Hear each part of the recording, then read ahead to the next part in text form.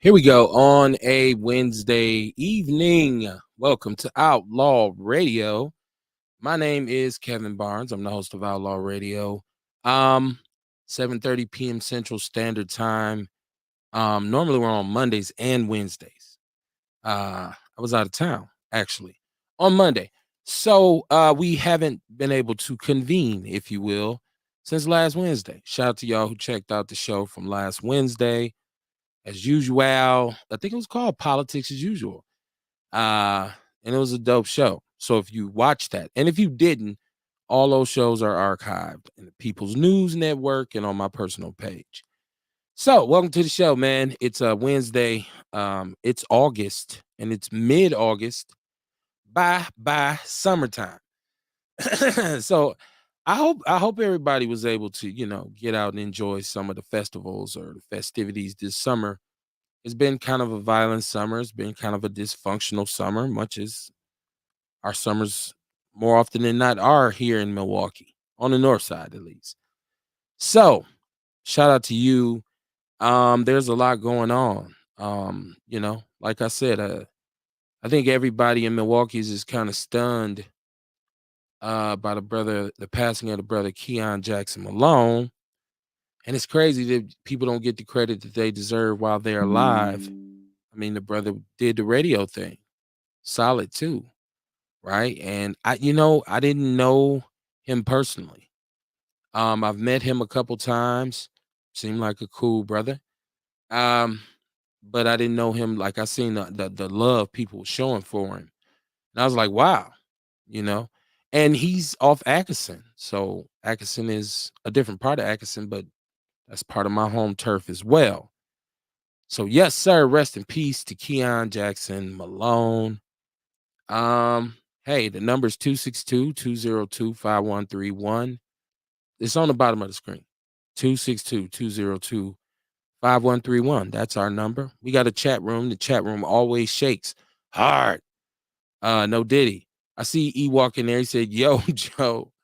What up, E? What's going on, man? Welcome to the show. Welcome to the show. I call the show Speak on It, right? Because like I was, having conversations with people about like, and it's coincidental that the brother who was in the actual radio industry for what it's worth here in Milwaukee, I was talking about like, Outlaw Radio is the redhead stepchild, right? A shout out to the sneak listeners. I hope you hear something you can take back to your, you know. But yeah, and so people, I was the individual I was talking with, a family member was saying, your show Outlaw Radio is controversial, but there's things that are said and discussed on the show that need to be said. And I thought about it like, is our show controversial? Why is it controversial? It's not a tabloid. And shout out to my cousin. I mean, I know what he was saying, but I'm saying, why is it controversial for black people to speak the truth amongst each other? Why is that the blackball platform when I can see super ignorant shit being perpetuated and perpetrated on the community all the time and nobody has a problem with it? But yeah. So like, I feel like if there's something that black people should be discussing, and I know they say talk is cheap, right? I think that the wave now has shown you that talk is not that cheap. As a matter of fact, it's very expensive. But if there's something that needs to be put out there, um, I feel like it's our duty to do it. I don't see why we would ever engage in misleading each other, right? Like, why would we ever not do for each other, not keep us in mind? So I'm saying when something's going on, we speak on it, and a conversation is just that. You don't dictate to another individual how they feel, what their response will be, what their opinion will be. Nah, you don't do that. You just put it out here and let the details fall where they're made. So I don't know. People said when he said it's controversial, I said why? Why is the truth controversial? Dion in the chat room, he said RIP to Keon. Yes, most definitely. I was just speaking to that. Rest in peace to Keon Jackson Malone. Like I said, a good dude, man. Solid dude. From everything that I hear. I will not unbutton my collar. It's my collar. It's my collar, Dion. What are you talking about? I'm teed up, as they call it in the neighborhood. I see Jesse Parrish out in Denver. So peace outlaws from a mile high income in an illegal migrant flooded city. Shabaka's Black Experience Enhanced, Frontline Black News, and the Revolutionary Agenda. Okay. Shout out to you and Shabaka. He says, rest in peace to Keon. Hashtag rest in peace, Keon. They're having like a day for him, right? I've even seen some people say, like, we should rename Atkinson Park after him. I mean, why not? Why not, man? You know, there's somebody who's really talking. Obviously, when you're on one of these platforms, people say you talk shit, but what do you do? I mean, he was active in the community everywhere. So, rest in peace to that brother, man. Rest in peace to him. Like I said, man, it's Outlaw Radio on a Wednesday night, you know. Just this is the cycle of life, right? People pass away. You never know where you're going. That's why you got to do the best you can while you're here. But you know, it's yet and still, it's a time in which I feel like the call to action for Black people to get some sort of political platform is here. I feel like now is the time, from what we're seeing, and I'm speaking, of course, about this controversial presidential election. And I've watched this just this craziness, and it's amongst us, right? Like, about vote for her. No, I'm not voting for her. She's not Black. No. And I'm like, okay. I can see how Black people feel. I'm trying to, at least. I'm trying to understand how they feel. Because the truth is, she's not a foundational Black American, and we've discussed this so many times. That's understood. Yes, she was the attorney general, right? She was a prosecutor, a litigator, if you will. And she did her job, right? People got locked up. I mean, I'm sure who has a pristine career? None of them. So, okay, and then I look at, they're saying, I hear a lot of people saying Cornel West, he's on the ballot. Something about RFK Jr. Oh, I heard Black people saying it's a Kennedy on the ballot. It's 2024. It's a Kennedy on the ballot. You don't even know who he is. You just said it. You got excited. But yeah, listen. Ultimately, I would say to anybody, vote who you want to, right? Vote for who you want to vote for. But don't be mad if somebody's opinion differs from yours. That's the number one rule. Like, if somebody was to come to me and say, Kev, I wouldn't vote for Kamala Harris because of, I say, all right, cool. And if they ask me, are you gonna vote for it? I'd be like, probably, most likely. And you should be like, oh, okay, cool. I don't feel like we got to get into this fisticuffs about this, right? But Black people are passionate about this, man. I've seen, because it's extremes, because I've seen Ricky Smiley, and he's kind of given like a, come on, man. I felt like it was along the lines of what we were saying on the show, but he wasn't even considering the other side, right? He wasn't considering the other, like, why. Because it's more important to tell people why. Like, you know, if in his position. So, but you know, he just was beat down. What do you call it? Black Twitter? It was in his ass. He was beat down. I was like, damn, what Ricky Smiley do? But it's this whole argument over, should I vote for her? She's not Black. first of all, like the first part of it for me is to hear somebody say, I'm not voting for her because she's not black, makes me wonder where we're at, because I'm like, you vote for people all the time who ain't black. If somebody could just kind of get me off of that, right?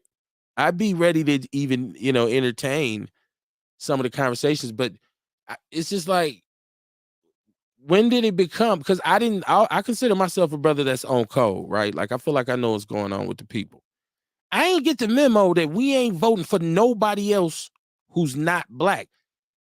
If that's what we're doing, I'm with it all day, every day. But we got to start somewhere. We can't just throw it out there. It's got to be some criteria established. If we're talking about who's black and who's not, it's a crazy argument. Oh, Big Reg, how you doing, my brother? He said this weekend. You know what? Sunday, man. I feel like that the little event you told me about on Sunday. I think I'm gonna try to get up there. Try to get Young Rail with me. I don't know if he's gonna join us tonight, but I'm gonna try to get him with me on Sunday. So yeah, man, this weekend, most definitely. But yeah, man. So I don't know how, and I listen to a lot of different platforms. And I listen to a lot of different perspectives. And I feel like some of the stuff that you say negatively about her is kind of generic. Oh, well, she cheated with somebody. Or, oh, she's Indian and Jamaican. She's not actually black. Or, she's locked up black people. But when you go and look at the information, it says something different. I don't see her just from now on, every nigga walking down the street, lock him up. um, a lot of the criminals that were in the system were probably there when she got the job. So, but it is literally a licensed certified litigator against a 34-time convicted felon. That's the gist of the race. I do hear the argument about other candidates, but what are their platforms? Somebody told me Cornel West was pro-vaccine.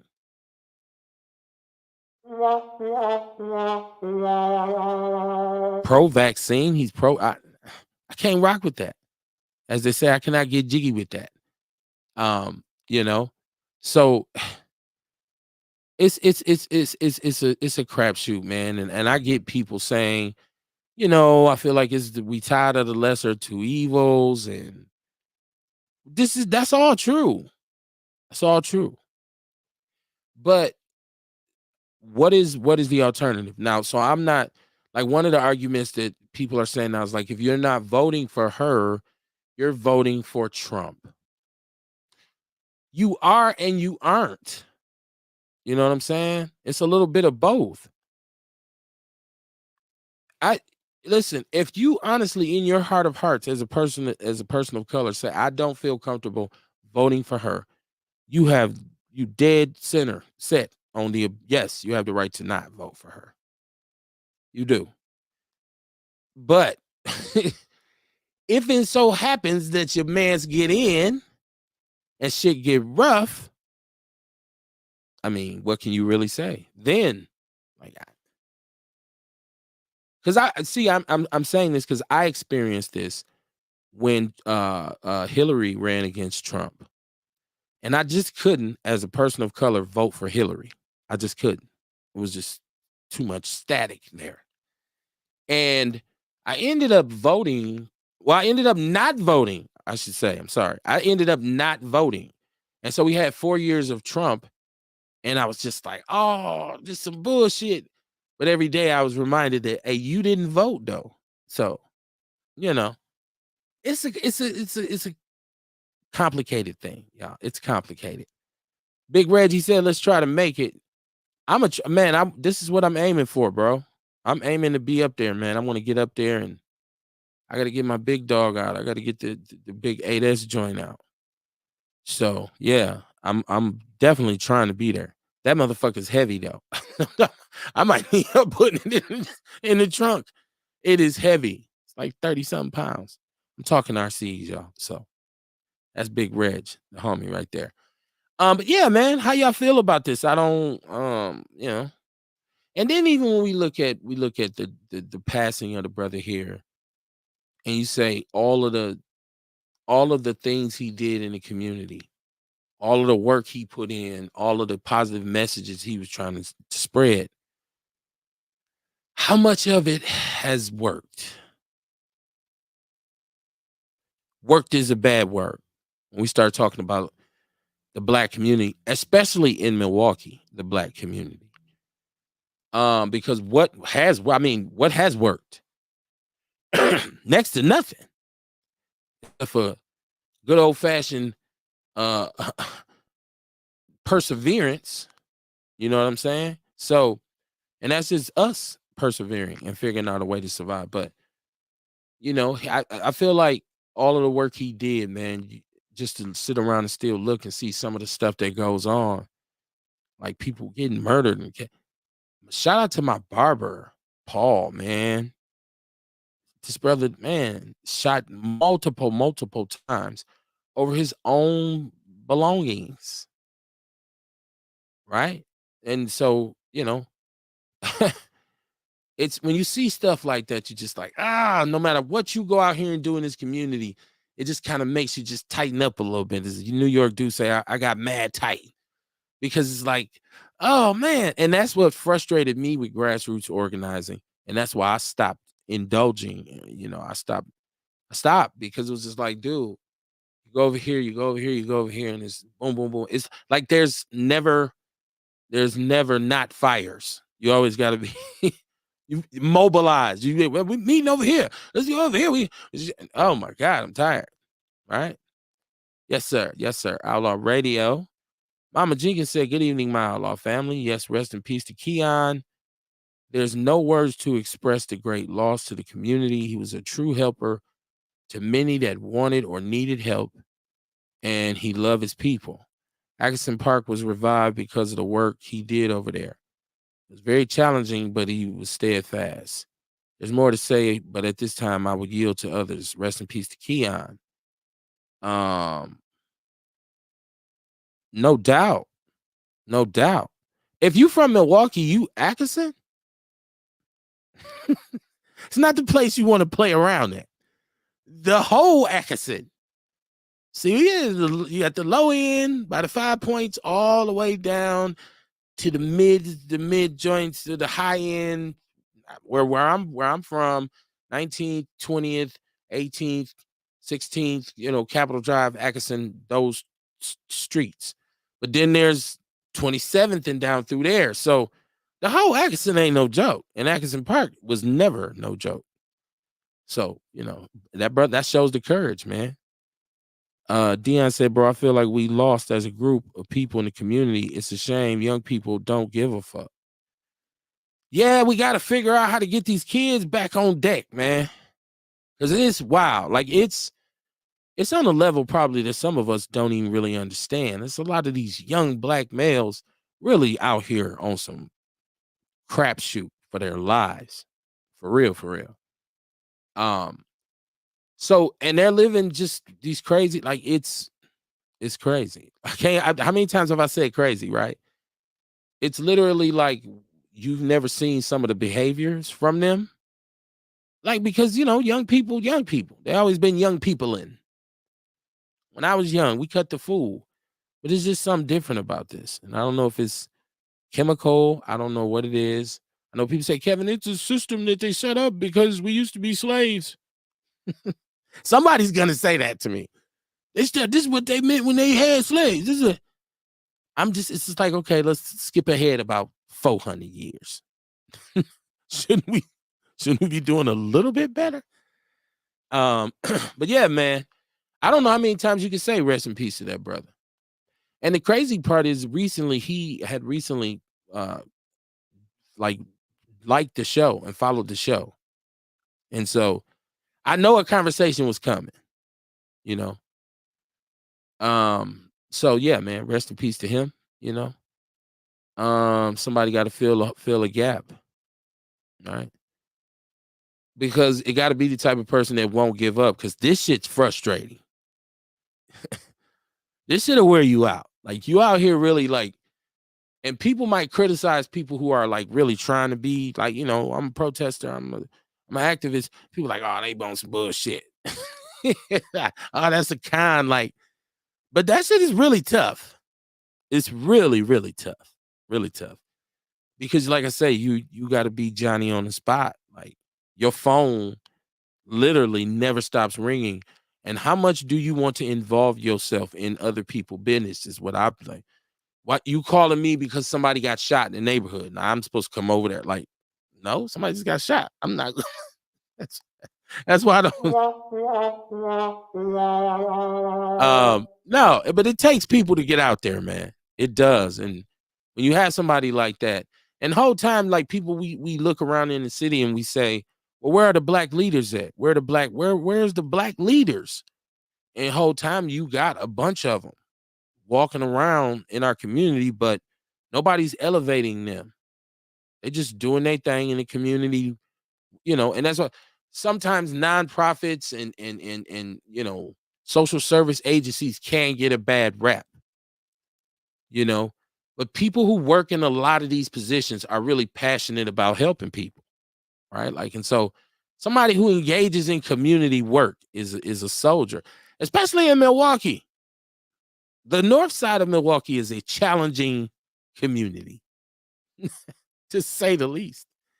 So yeah, and he was a brother who was on that.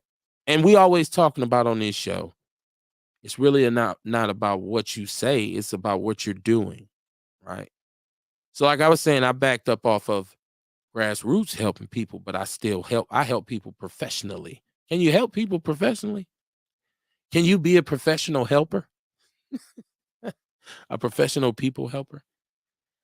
Hit me up, man. 262-202-5131.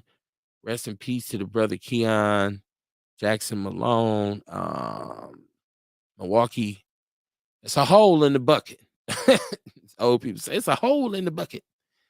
Because that brother's not here. So prayers to his family, condolences.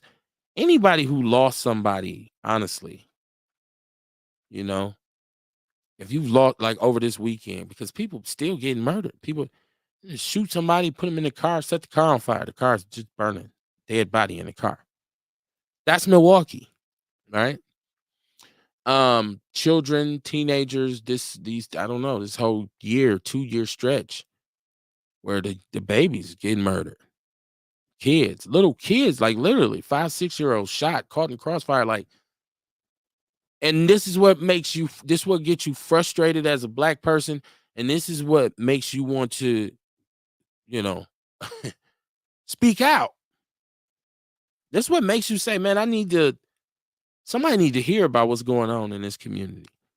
But once again, when you do that, it's almost like you get pigeonholed.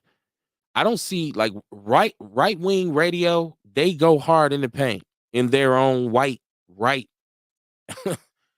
wing way. And they're not, them dudes get $1 million contracts. They get shows. In our community, it's like some gatekeepers are like, no, don't be that loud. Shh, don't say that, because then I won't be able to, make no money. So you get pigeonholed. And that's why somebody like the brother Keon, who you knew if he was on the microphone, he was talking real. He was telling you what's what.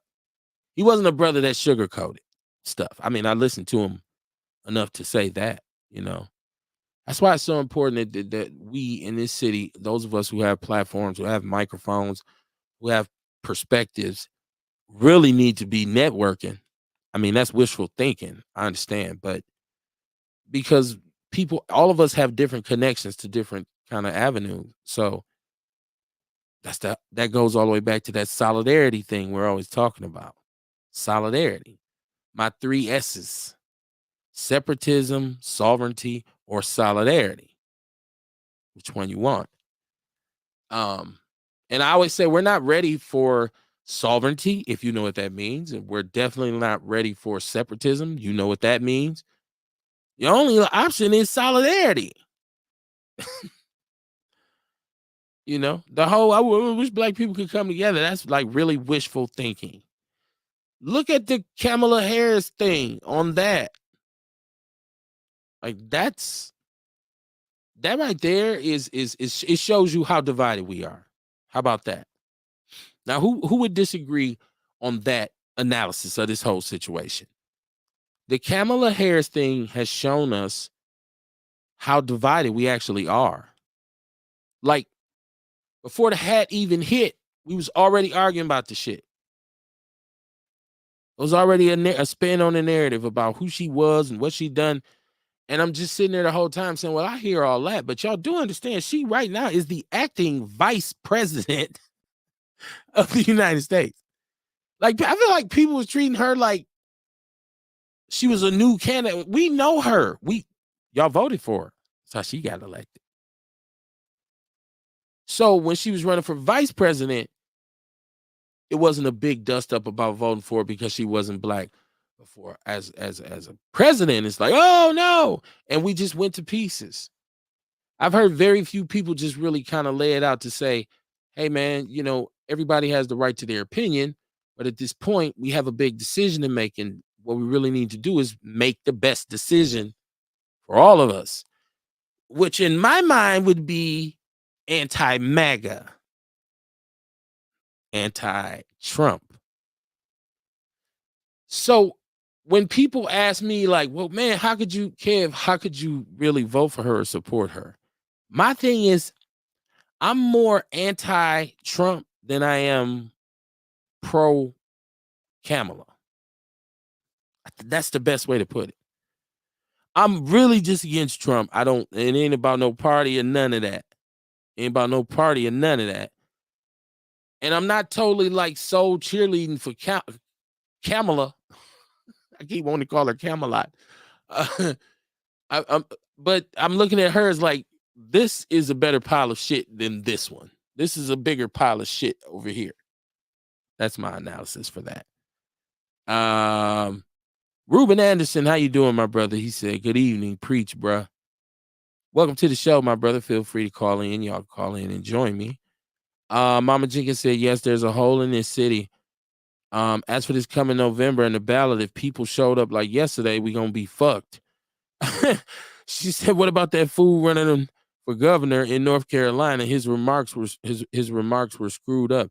I'm not up on the North Carolina candidate, Mama Jenkins, but yeah, I had to see that. I didn't see that.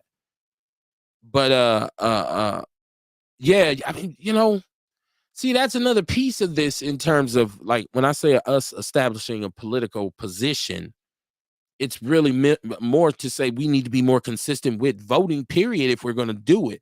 Like you can't vote in one election and then think, oh, why shit didn't work. Like it's a continuous process. So yeah, I definitely, you know, black voter turnout is low. It's historically low in this city. And the city is supposed to be 44, 46% people of color. I'm hesitant now to even use black now. Y'all know black been my thing. No matter who I've had on the show, no matter who I'm conversing with, black has always been my thing. Like I'm a black person. Black people only come from America. We're unique. We are the only race created by this country. I be on that. And now with this whole controversy, I'm like, well, wait a minute.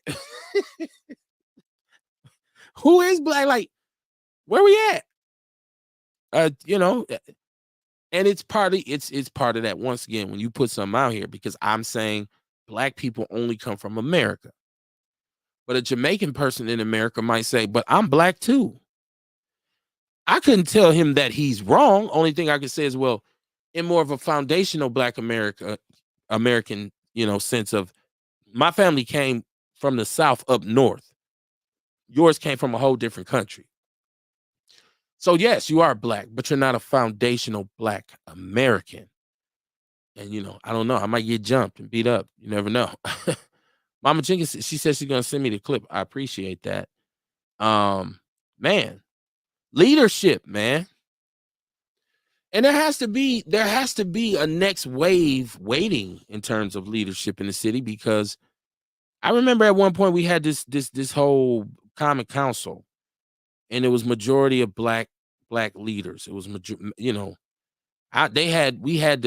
was tipping the scales. We had the advantage.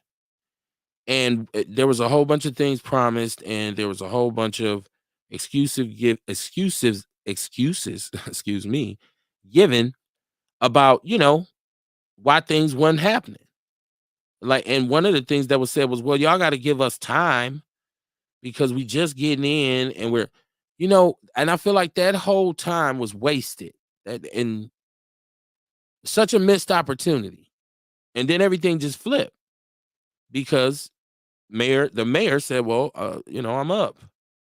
Oh man, the roaches went to scrambling, scattering. Metaphorically, I'm not calling those individuals roaches. But they, and there was no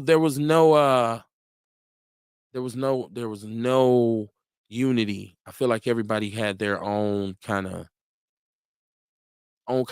perspective. And I witnessed a lot of the dysfunction. Milwaukee's been it's dysfunctional for a very long time. As a matter of fact, let's not forget that we still, and I haven't heard anything to make me think otherwise. There's still this $19 million budget deficit Milwaukee County faces, and I'm bringing that up because, if you live here, we just dealt with this tax increase. That there's been money at that they're asking the people for in terms of stadiums and all this kind of stuff, right? But at the same time, they said that part of the problem was lack of revenue. People people are not spending as much money across the board as they were before. Well, genius is because shit is so expensive. people, just, people, you're right. It is down. I- how much juice can you squeeze from a rock? Which is what when I was looking at the whole situation, I was saying, well, wait a minute.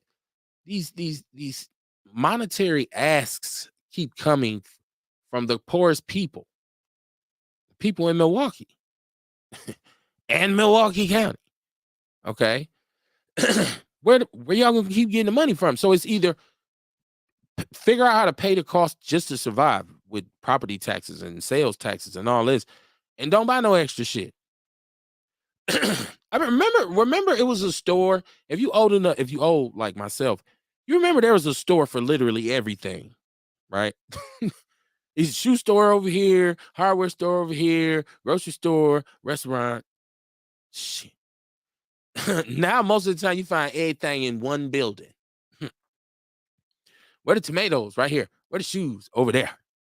So the economy has changed, and internet spending, like internet shopping, that shit's, look at Amazon. Amazon is fucking Microsoft. And while we ain't paying attention, once they start diversifying more and more and more. And my question would be, they are investing in southeastern Wisconsin. Why nothing here? We could use those jobs. Hell, your way to be even shorter if they built a warehouse here. Right? I mean, I don't know the logistics of how they got their company set up. I just know that they're still building, and they're purchasing land in Racine County, I should say. So why is none of that here? And so instead of these our leaders now, that's one of my issues, is instead of them going to secure like opportunities for people here to get money. I don't know if the people downtown really know. Most of the people that's wilding out in this city is because they're broke or they're poor. Poverty creates some situations. I don't know how much. I know UWM, they're laying off, trying to close the school. Once again, the cost of everything is so goddamn high. I like college tuition, for example. My son is in his freshman year. College tuition has quadrupled since I went to school. Now, people say, damn, Kev, you went to school a long ass time ago, though. This is true. This is true. But it quadrupled? What is it, the 70, 80% increase? Come on, man. Happy birthday to my wife, too. Happy birthday, Sheila. Happy birthday. But yeah, man. Partially then they said, well, the overtime from the county jail, because we're short-staffed in terms of our officers in the county jail, overtime is killing us. But once again, I just harken back to a couple months ago in which you all were patting yourselves on the back for the success of the tax increase. I heard nothing about, well, maybe, or so you can't tell me somebody did not know. This mirrors MPS, in which this money is so screwed up. Somebody had to know.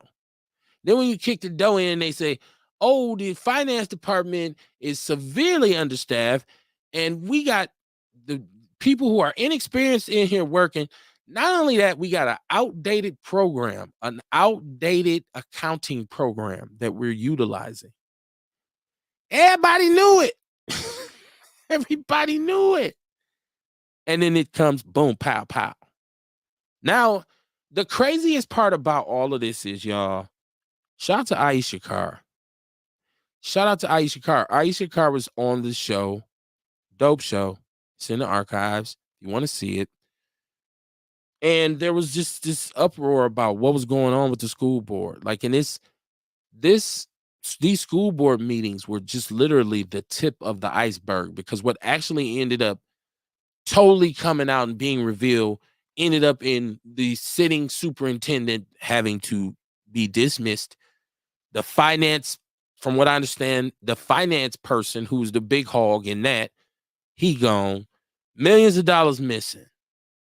So, but it's just like the county, right? Like, wait, that ain't what y'all said.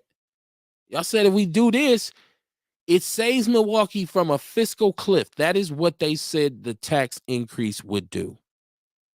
So now if you're here in Milwaukee, so you deal with inflation on a national level, because inflation is crazy right now across the country and on everything.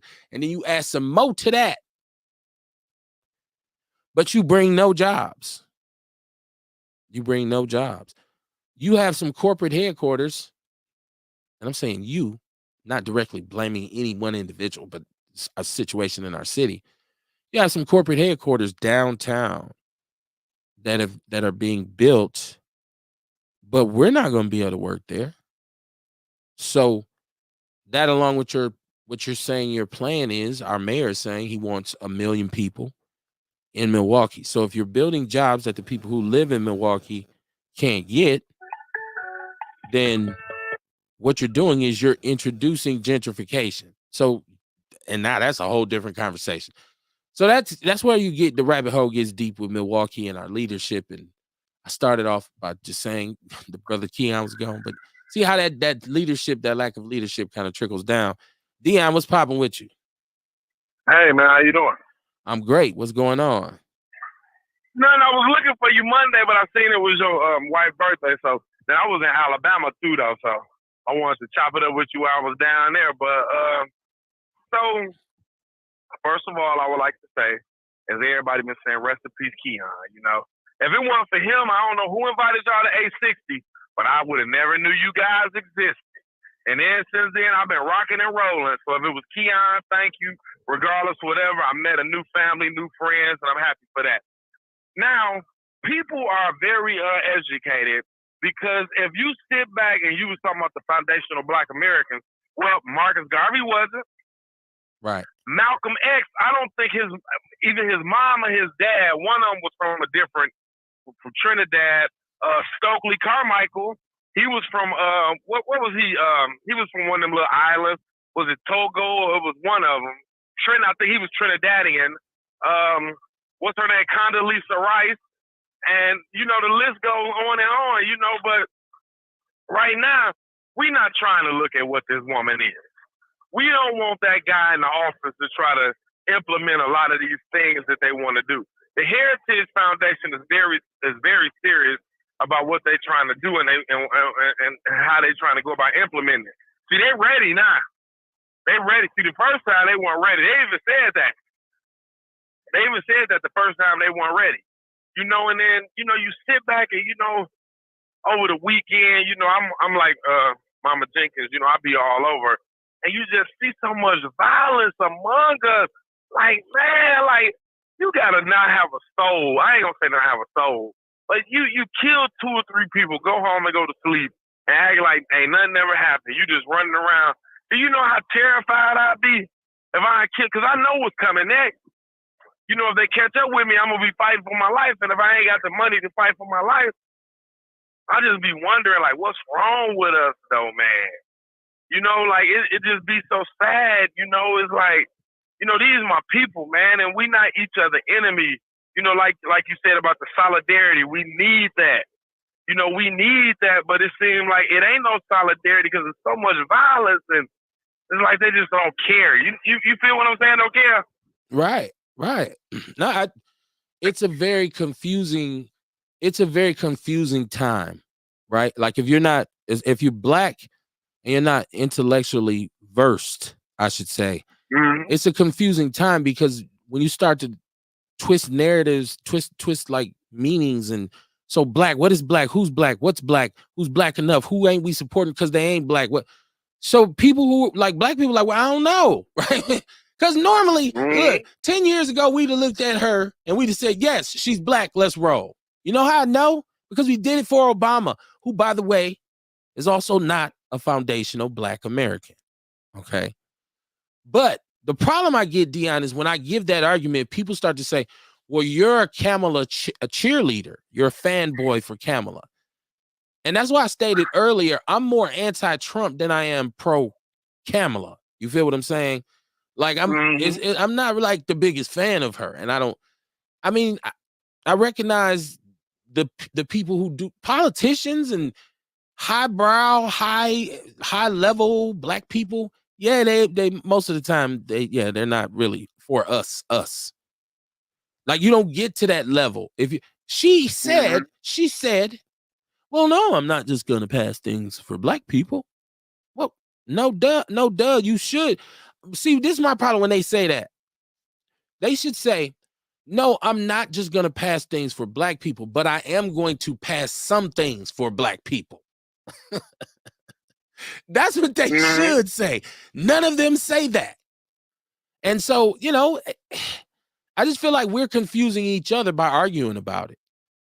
Because, that's why I said when people say, well, she was this bad as a litigator, if you look it up, it's really like, nah, that's not really true. Oh, she fucked Willie Brown. Yeah, but but like you said though, she got a job to do. Right. And I bet you if any of them was in that position where you making $300, $500, how much $1,000 a year she was making, these niggas turn you in for $500. Fuck is they talking about? You know what I'm saying? That woman had a whole job, and at some point, like you and Kamar be saying, we have to accept responsibility for our actions. You understand what I'm saying? Right. That's why I try to stay out the way from the police. I don't fuck with these niggas. I'm not getting smart with the police. Like I know sometimes people, get killed by mistake with the police. It ain't no mistake. That's what they want to do. But I try to be as smooth as possible with them motherfuckers. You know what I'm saying? So when those people that she convicted, they did something wrong. Now I'm not, they keep on flashing this. Because I be looking at this guy called Tone Talk, him and Yvette Carnell. They the one who started that ADOS, American Descendants of Slavery. And he keep on flashing this lady that was arrested and prosecuted by Kamala as a district attorney when she was in California because of the truancy law. I don't know how deep that goes. Sometimes it's collateral damage. Hey, I fucked up. Look at the 94 crime bill. Bill Clinton, I fucked up. You know what I'm saying? Hey, it is what it is, But right now, we ain't sitting up there trying to go through all that when you got this man and the Heritage Foundation talking about what all they want to do. You know, they want to change the democracy around. And you know, I know we, as you know, and I'm one of the ones that always said we don't have our freedoms as we should, but we somewhat got freedoms. I enjoy. Oh, you better be careful. Oh shit, Dion. Yeah. Oh no, well, you know, I'm one of the ones that said that we ain't totally free. Yeah, but you're backsliding. You're backsliding. Yeah, yeah. I mean, but you know, it's deeper. It's deeper than that, though. But you know, I enjoy the little freedoms of life I do have. Right. You know, these people, they talking about just, And then right now we gotta watch the economy shit because I'm damn near ready to jump ship. But where are you safe at though? Because we have some cuts in my job. You feel what I'm saying? They said that they used to making what, 15 million a month or how much ever. Now they down at 9 million. You know what I'm saying? I don't know if that's corporate greed with the owner of the company. Everything is. I just said UWM is talking about like closing a whole department, right? Like businesses are going. They get shuttered every day. Like it's like, wait a minute, that's gone. Now there's new shit popping up, right? Like, but it's restaurants and see. The money has to fit the situation, and the jobs that we have that are accessible, because you got to drive way out to Racine County. I work for Amazon. That shit way out there. Instead of all of the properties that we have, all of the space that we have, the mayor or somebody making up some special situation where they come here and invest. And say we're gonna be so people go, where you work at? Right out downtown in Menominee River Valley. Go down there. How much you make? I make $24, $23, $24 an hour, $25 an hour. You bring them jobs. But also what I have to say to my people is y'all got to go work the jobs. That's true too. That's true too. I mean, let's be honest. How many of us really just ain't working, like on purpose, not working? Like yeah, that's true. That's true. I agree with you, but a lot of times people be thinking, see, and I had to think about that. I was thinking about that when I was down south. Jobs. But see, we are thinking of the conventional job. Right now, we're moving into a different millennial century, whatever, and it's going to be more tech jobs available. And it ain't necessarily got to be something as complicated as programming or IT or, you know, things like that. But it could be simple as, you know, like say, for instance, you know, the machine at the what they call it, the self-checkout machine. You know, they break down. You got to go repair them. You know, tire places. You know, with the what they call that, the thing that you know, the balance balancer, machine. With it, you know. So it's not gonna be those where we all on the assembly line. You grab a box, and I call those McDonaldization jobs because McDonaldization. If you back in the days of sociology, that was really a thing where everybody had a job to do. If you was the pickle man, that's what you did all day. Put the motherfucking pickles, you squirt that ketchup on there. You was the bun man, you was the patty man. So we ain't gonna have those jobs like that. We gonna have more tech jobs. So the problem is, and hold on, let me catch the chat room, Dion, because it's packed. So let me catch the chat room. Shabak is saying, what can we do to rebuild? He said Obama was full of shit. Obama is an interesting study.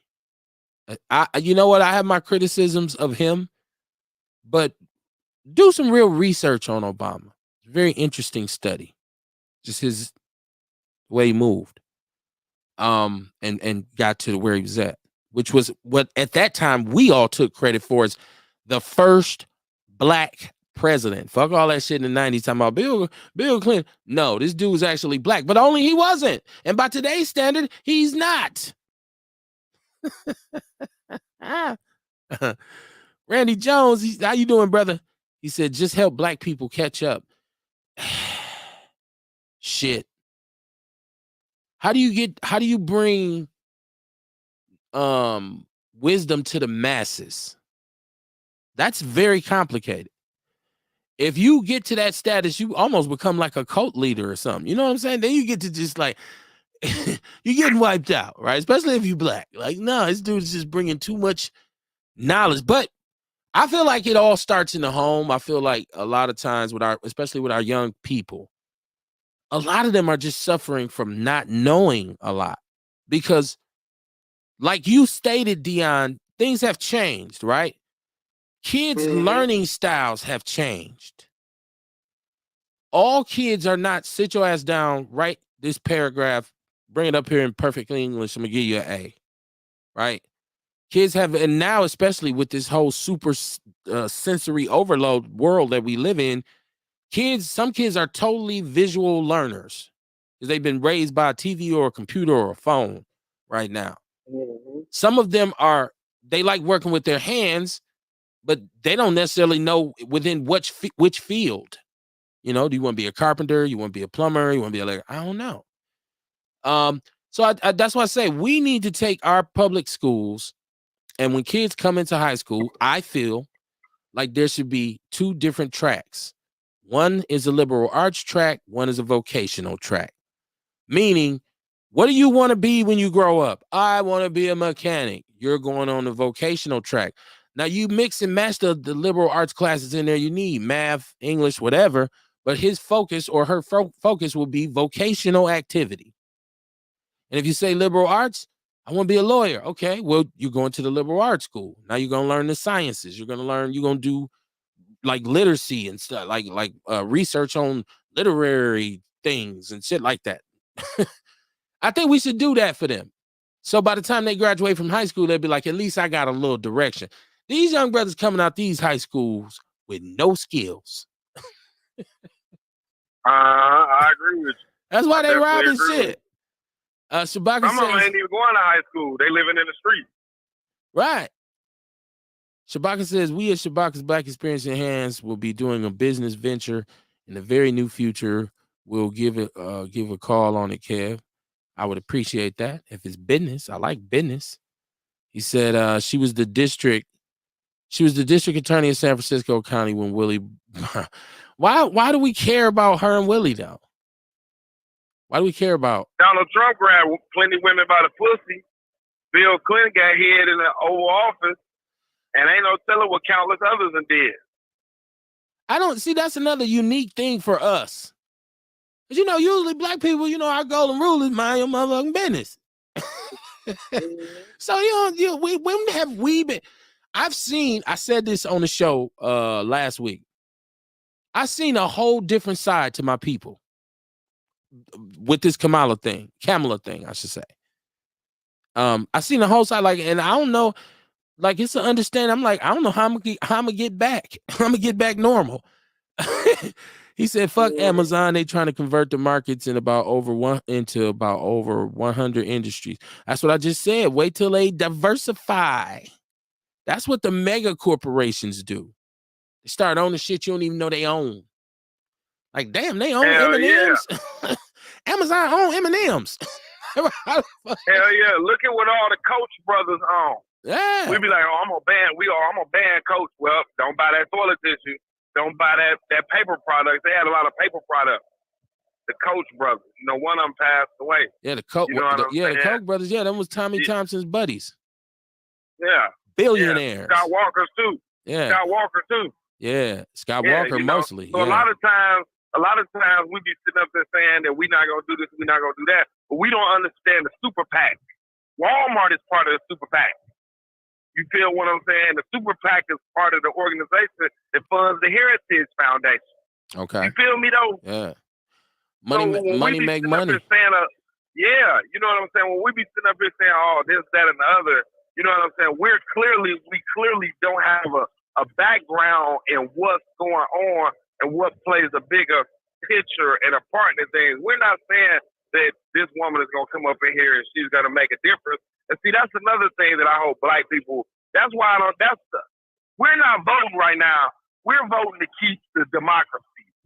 We're not voting for hope. We're not voting for change, but we're not trying to go back.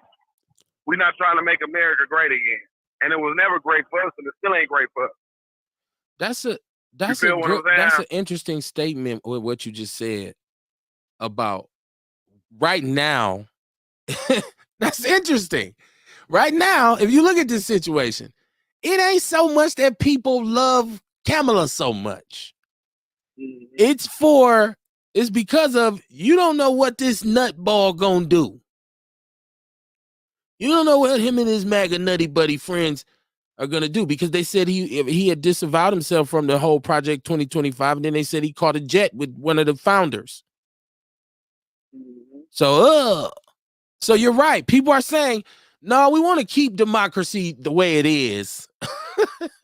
We don't want nobody fucking, not him. I just don't feel like he's the right motherfucker to make the adjustments. And those adjustments that need to be made should come from us, the people. We should have a say-so in that. It shouldn't be one person who comes in there and say, no, I'm finna change this shit. No, because you don't even got the power to do that. So what you're going to have to do is scheme, scam, and do whatever to get that power. See what I'm saying? So now you really going to have to fuck some people up, and then it's like, damn, this nigga done lost his mind. And to be honest with you, bro, I really don't think a lot of the white people that's supporting him, I don't really think they understand, though. Because like yesterday when I was coming back from Alabama, and then like we went through 24 to 31. So it's a piece of Alabama that leads into Tennessee. You would never know unless the GPS said, welcome to Tennessee. So I stopped because my girl, she was having a problem with me to stretch. So I go up in a KFC and I'm seeing these white people up in there, and I'm really wondering, like, if you work, I know this job is not a family sustaining job. You barely probably make a minimum wage up here. But wouldn't you want better for yourself? Like, you don't want this is what you see yourself doing? And there was guys in there our age working at fucking KFC. Now, I'm not knocking KFC because at least they're making some money. Right. But wouldn't you want, because these people that's with the Heritage Foundation, they don't want to increase minimum wage. It's a lot of jobs that they want to take away. You understand what I'm saying? So you don't want to make more money? You would rather put somebody in office because you feel like he's white and he's saying the things that matter to you? Listen, my guy, we're not going to go back to those days. They're going to have to send the military in here. And like you said, the military ain't never fought on its own home ground before. So there's going to be a lot of bloodshed. There's going to be a lot of bloodshed. And the United States is not set up for that type of shit. You understand what I'm saying? People sell cars here. They got luxury boats and yachts and shit like that, and private planes. And why do you think they be so mad when them boys down there running in the Prada and the Gucci and Tiffany looting it? They not, United States ain't set up like the third world countries for this bullshit. That shit will fuck the economy up, and it'll take a down spiral turn, and we would be like those third world countries. You understand what I'm saying? So I'm just sitting back looking at them people like, y'all don't want, like, if you really sat back and thought about it, how much you making at this job? Okay, $10.15. Could you imagine how life-changing it would be if you was able to make $15? And even though you at KFC, you know what I'm saying? But that extra little $5 bump could help you with your dental, maybe to fix your car, maybe to help your might child. help your ass with your child support. You know what I'm saying? Like, shit. I'm looking at them white motherfuckers down there. I'm like, these motherfuckers crazy.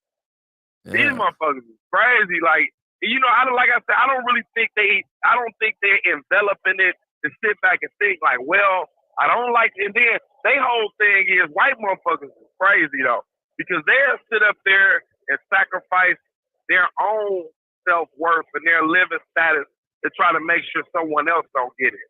But why would you do that? Why you don't want everybody? Because when everybody's doing good, life is better. See, the United States of America don't want that type of shit. We ain't never heard of no judges getting laid. Judges, cops, sheriff, correctional officers, you barely hear about them getting laid off. DAs and what's that motherfucker that you get when you ain't got no money, when you indigent? Public defender. You don't hear about them getting laid off because crime is money. Oh yeah, that's what the whole social services thing. But like I've heard you talk about people who in society who need help. The socialist part of it, where you have a responsibility to take care of these people, and so that's who basically is doing that. Those are the people who are doing that. Like they're going in and then they're mismanaged now. Mama Jenkins Yeah. Mama Jenkins, she said, look at this. If you don't vote, do not. If you want to vote for a motherfucker that got 34 felonies and is telling you that it's your last time to vote, then go fucking vote for Trump. If you vote for Kamala, go fucking vote for her. Who give a fuck what damn race she is? And she needs to come to Milwaukee and send some of these criminals to prison. Oh, she needs to come to Milwaukee and send some of these criminals to prison. She said, just get up off your ass and go vote. I'm voting for the woman that walks proud. People better start looking at those old pissy white men that's in the race. Oh, Mama Jenkins, she never fails to disappoint me. But yeah, I mean, you know, why we still, this is still a very long, complicated conversation, right? And you think, oh man, I'm tired of talking about it. But then when you get online or whatever, you start watching television, of course, it's in your face because they're about to have this election. So it's commercials, it's advertises, memes, it's, you know, and I'm just looking. And I guess the thing that I don't understand most is why we're so mad at each other about the shit. Like, when some of us are really mad. Like, I'm looking at Kwame Brown, and I live in the Podverse. So I'm looking at Kwame Brown. He's snapping on D.L. Hughley. He's snapping on what's my man name? Dude who just Ricky Smiley. Yeah. He's snapping on him. Everybody's snapping on these brothers. Oh, and they send these celebrities is paid hacks and fuck them. Don't let them tell you who to vote for and all this and that. And I'm like, but Trump is doing the same thing though. Like, he got his white friends that appeal to his core, his base. Hey, yeah, Hulk Hogan. Hulk Hogan came out of the racist background. He just came out and revealed himself.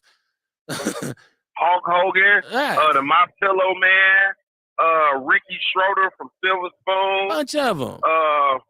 What's the other dude name? I know it was one of them that played Boa Luke from the Dukes of Hazzard, the one that got the blonde hair. You know what I'm saying? Tom Schneider. It's a lot of them. Yeah.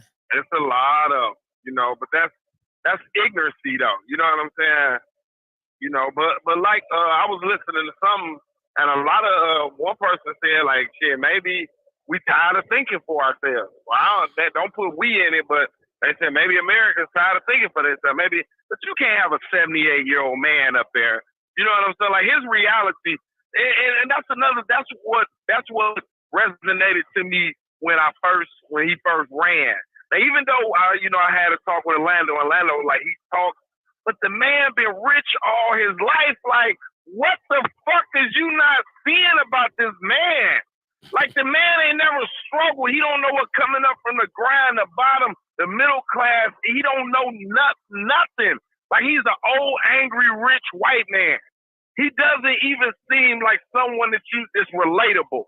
Like how they used to say George Bush, so like you gonna have a beer with him, maybe kick a couple racist jokes and shit like that. You know what I'm saying? Like, Donald Trump, he doesn't smile. He doesn't joke. He like what they call it, a gaffe. You know what I'm saying? He's an old, angry, bitter, rich white man, never struggled. Everything was given to him. How can someone that come from the deep backwoods of Virginia, whose family been living on welfare all their motherfucking life, they ain't got a tooth in their mouth, they fight, they go into them little private, the mobile clinics that come to the towns. Damn. Because, like, they don't, yeah. And see, that's another thing, too. They don't really show rural America. Rural America is fucked up, man. Right. You're right. Because if you look at it, we wear the face of poverty in this country. Like, when you say, where's the poor people at? Let's take you to the hood. You don't think about these little small shithole towns across America that used to have maybe a grain elevator or a truck stop or something that ain't shit there now. Like, you know what I'm saying? Like, and you're right. White people, poor white, like, poor as a motherfucker, and just as dysfunctional as any hood motherfucker. Yes, they poor, they nasty, they dirty. Like, when I be like when I was in Kentucky, like, cause we go through Kentucky, you know what I'm saying? We go the back way, 24, and you see these people and you wondering, like, they not showing this part of America. You know, they not showing this. You know what I'm saying? They really not. You know, and I'm just wondering, what do you people have that much hate in your heart that you're willing to sacrifice your SNAP benefits for your children, your WIC where you know, y'all can't afford abortions. I don't know who having a fucking abortion. Some people can't afford no abortion. In them small ass towns, you see them with them little nasty ass kids. And I be looking down. I ain't gonna lie, man, not the kids, not the kids. kids. Man, listen. I turn my nose up at them. No, hold on. They said Dion, they said God spares fools and babies. Okay, so well, do the I kids. don't know. But I turned my nose, I was down, I turned my nose up at them. I said, our whites up here is way better than these whites down here. You understand what I'm saying? Because them is nasty whites down there. They're nasty, uneducated, low-life scum. And I just can't understand. Hold on. So, Dion, like I said, I hear a lot of what they say vitriol in your voice. And I'm trying, once again, approach this even kill. I'm not saying, that the white people inherently is this or that. Because that's what they say about us. But I just say they're poor. So anywhere you see extreme poverty, you're going to see some wild shit. That if you come from a place where it's a little more affluent, you ain't used to. You gonna see some people who figuring out how to live, and you be like, damn, for real? But this is their real life every day. So that is poverty. And that's what I'm saying. In Milwaukee, a big problem we have here is the poverty. It's the poverty because the people in the community don't give a shit. I mean, a lot of times you don't own the shit anyways. It's almost like a nomadic existence in which you live generally in the same area. So people say, I come up or I live on the east side. That person moves around on that family, moves around different streets. We lived all over the east side. Or man, I'm off Brown or Buffalo. We lived up here. So it's because you don't own anything, so you don't give a fuck. There's no real sense of community. Like, fuck this landlord. You don't come fix shit and he overcharging me anyways. So that's the dirty part of it. That's the trash part that you see. Yeah, the 53206 poverty is a lot different than Pike County, Kentucky County. Poverty. I tell you that. Oh yes. We living like the goddamn what's the French Prince? Bel Air. We living like the Banks. Hell yeah, that's Bel Air, goddamn it, compared to goddamn down there. I ain't gonna even lie to you. I said, oh, these motherfuckers. Woo. And then another thing I heard too is that the RNC was supposed to bring all this stimmy. It was supposed to stimulate our economy. Shit, I heard it might have had the adverse effect and put motherfuckers in the red. You know damn well that there was no small business, in particular black businesses, were entertained in that whole fiasco. Mm-hmm. And Trump, that's your man's, jumped right up the next day. Everybody in Wisconsin said they're going to vote for me as I just gave them $250 million. Nigga, no, you didn't. He said it was the best convention ever. We broke all the TV records. He lying. Then you go and look and say, no, he's fucking lying. So it's like, whoa. Let me see. Hold on. What's the little short dude name? Chevy. DC and Chevy should get their ass out of office just on the strength that they back that shit instead of being openly and honest and truthful with us. Oh, them is fighting words.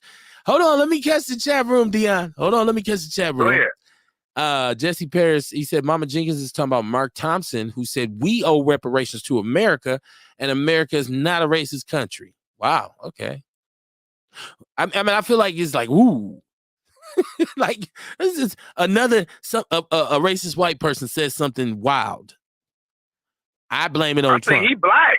Is he black? Oh wow, okay. I think he is. I'm not quite sure. Is he black? Is he black? Because if he is the coon of the year. Okay. Wow.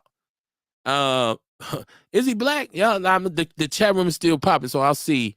Jesse says, I always vote black. I voted black candidates since Osambo was in office at the local, state, and federal level. Mama Jenkins says, welcome back, Dion. We're giving Trump too much airtime. People died to vote. You just got some stupid people with earplugs in. He says, Kev, blackness started here. We've been the only ones pushing Pan-Africanism as well until recently. That's what I thought. People argue with me all the time now and say, no, Kevin, because I say, if you're in England, right, and you are an African person, right, you say, where are you from? I'm from Kenya. I'm Kenyan. I'm Nigerian, right? I'm from South Africa, wherever you're from, you say that. They don't say I'm black. In America, we flipped that. We came a black power. We manufactured that. So they don't necessarily feel like that. They know I'm Cambodian or whatever. Like, I always say blackness started here, but some people disagree. He says, my local elections, I voted for black candidates for mayor, city council, and the House of Representatives. I've also run for city council, mayor, and the House of Representatives. You are a busy man. Busy man. Mama Jenkins said, KB, we don't have but one black grocery store in the city that's 40% black. And one black gas station. One black gas station. She said, Mark Robinson, he is the lieutenant governor of Carolina. Yeah, he black. Okay. You say that nigga black, huh? Yeah. Okay. What a coon, right? What else? I mean, that's all you can really say for that. Yeah. Sambo. Yeah, he's ignorant. He's ignorant. Because he shouldn't have said nothing like that. And the reason he shouldn't have said we owe them reparations because they were paid reparations. The United States government paid the slave owners reparation upon our freedom.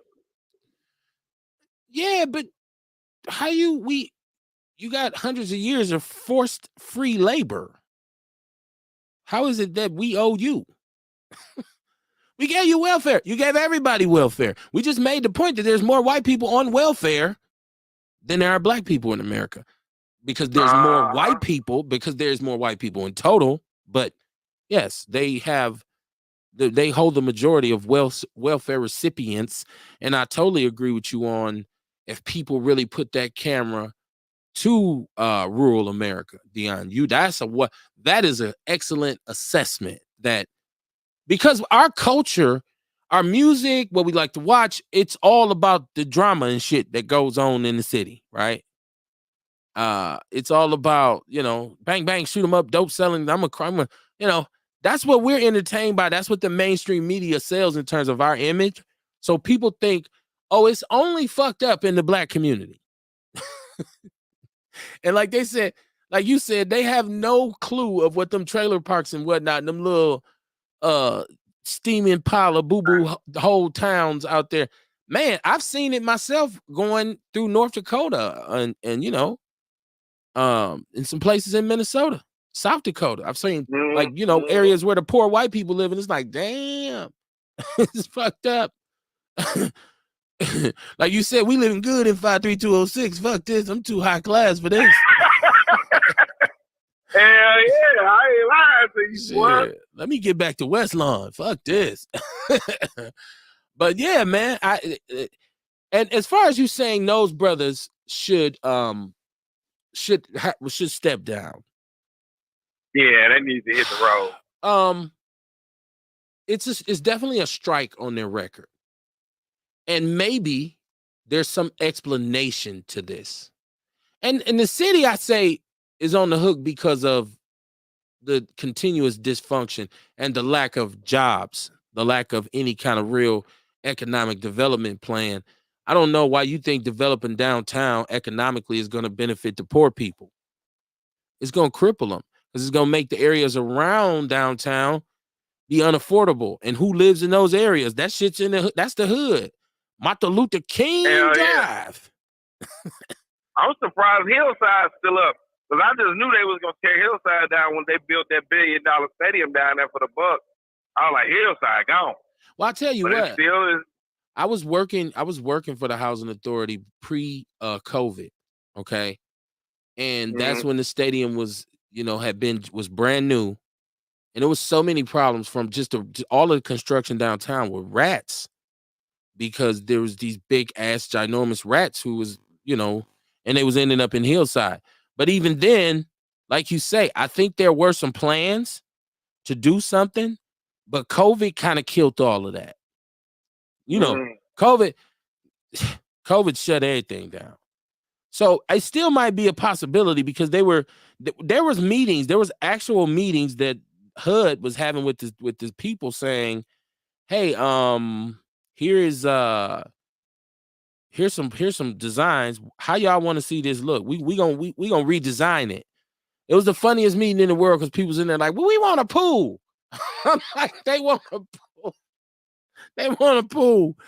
It was funny to me, man. But yeah, so I'm with you on that. There has to be some plan for that.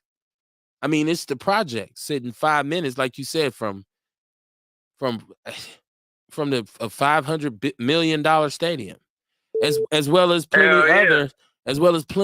other $1 billion structures down there. That's the eyesore to the white people when they come. It's caller, you got to turn everything down in your background. Okay, hold on, Kevin. Let me turn down this idiot box. Okay, can you hear me now? Yeah, what's going on, man? Yeah, this is Shabaka. Okay, man, I try to type a comment in, man, on your chat room, man, and then these bastards over here at Facebook, Fuckbook, or Crookbook, or whatever it is, this statement gives our community standards, so I'm calling in. Okay, so what I'm saying is, man, with these crackers falling down in rural Georgia, rural West Virginia, or falling down, period, man, could be an opportunity for us to boost ourselves economically. Fuck these other groups. We as the people in the state of emergency, we can't be worried about these bastards. They're not worried about us. Now, when things get better for us, man, then maybe we could, from a humanitarian point of view, deal with them to lift them up. But, man, you got this orange dude going on here. You got Kamala with Elmer Fudd going around there. You know what I'm saying? So when it comes down to vote for it, man, I'm probably going to have to vote for Kamala and Elmer Fudd. You know what I mean? So it's not so much I'm thinking she's a better candidate. I'm voting for the lesser of two evils, is because, just like what brother was saying, that thing by the Heritage Foundation, that Agenda 2025, man, that shit is scary. And we got educators, man, such as yourself. We got educators. We got your tradesmen, mechanics, you know what I'm saying? Heavy equipment, machine operators and what have you. And we got to form a coalescence of ourselves, because when I sit up here and look at this hillbilly ass motherfucker, J.D. Vance, I put him down there in the same category as the Great State Catching, good in the mud, These fools is dangerous, Kev, and our very existence, man, depends on us having coalescence amongst ourselves, educationally, economically, commercially, and technologically. Yes. Okay, so with all that said, right, like you just named off a plethora of issues that we have. I heard you saying, like, we had war, like this is go time, like this is in case of fire, break the glass. So right. With that said, then why are we not looking at this like it's important to counter what he brings to the table, regardless of whether she's black, white, who she screwed, what she did at her last job? I just feel like we as a people, and years prior, we'd have been like, no, it's a no-brainer. We rocking with her. But but people tell me all the stuff you just said, and then they be like, but I ain't gonna vote for her. So that's what confuses me. Now let me because I got your partner in the chat room. He said he's confirming what Dion was saying that Kwame Ture is from Trinidad. That's Stokely, right? That's Stokely, right? Sure. He said Malcolm X was half FBA, Dion. He said, so we just gonna do the same thing that we did in 2020. Anyone but Trump train again. How did that work out the past 4 years? For me, it worked out better than having 4 more years of Trump. That's my honest answer. Right. I felt bad when Trump was the president. I felt ill. That fool was scary. It was just dumb shit after dumb shit. It was, particularly with Colin Kaepernick. You remember when Colin Kaepernick, was kneeling, man, for the national anthem and what have you, to protest all the police killings of unarmed black people, right? So what did Trump says? Oh, they need to fire that son of a bitch, and all right, get him out of here. Okay. So this would make me say, take the U.S. Constitution, man, and wipe your ass with it, because wasn't you supposed to have the freedom of speech? Wasn't you supposed to have the freedom to protest? I mean, because when I look at all these crazy ass motherfuckers in San Francisco, Seattle, a place on the Eastern Seaboard, man, they got, New York City, and they're up here talking about all this shit here for this alphabetized agenda and all that. Hey, man, if you want to go get fucked in your ass, that's your business, man. You know what I'm saying? You got your human rights, you got your civil rights, but do not come up to me with your funky, nasty ass shoving ketchup up there talking about you a woman. That is an insult to the sanctity of womanhood. Shabaka has never let that go, y'all. Was this like a trend or something at one point where I guess homosexual males were doing this to simulate like a menstrual cycle? Was it? It wasn't just like one person. Sir. It was like a trend, right? Like they had a name for it. So if you hearing what he's saying, you're like, what the fuck are you talking about? Now let me catch Che in the chat. He says Kamala is Brahmin East Indian on both sides. Her father doesn't even identify as black nor Jamaican. Okay. Yeah, he's right about that. Because she was born in Berkeley, California. Yeah, Che is right about that. No, listen. Hey, that's fine. She's not black. When did we start only voting for people who are black? Because we've been voting for white people because we've never had a foundational black American president. So when did we say, okay, I feel like somebody should have put the memo out.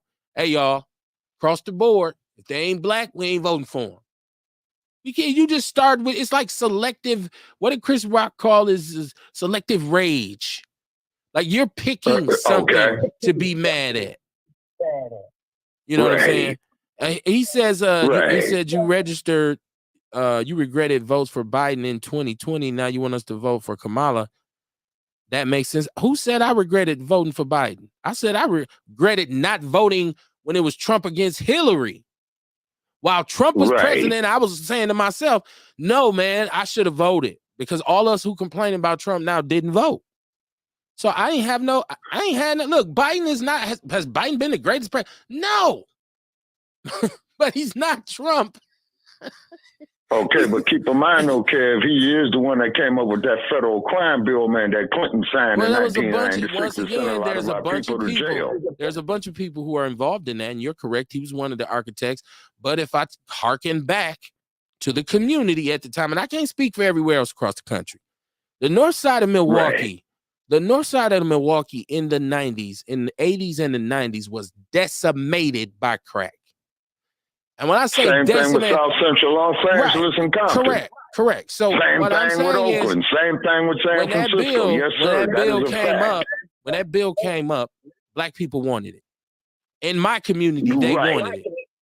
The congressional black caucus at the time, the congressional black caucus actually voted for it. Yes, they did. Is because the crime rate, which is attached to the crack epidemic, you see what I'm saying, had something to do with it. But you got to understand that the main motherfuckers who benefited off that shit, it wasn't your local dope man. It wasn't your local kingpin. It wasn't your damn, I forgot this cat's name. But it was mainly them Colombians and them cartel motherfuckers that benefited off of it. You see what I'm saying? I mean, these fools out here in the West, fucking border, man, for about 8 miles, man, moving that shit. And the Border Patrol was wondering how we not doing and not catching these motherfuckers, because they dug a goddamn tunnel under the goddamn border. Hold on, Shabaka. We got another caller. Make sure everybody got their devices down. I'm getting the echoes. Everybody make sure they got everything down. Ewok, what's popping?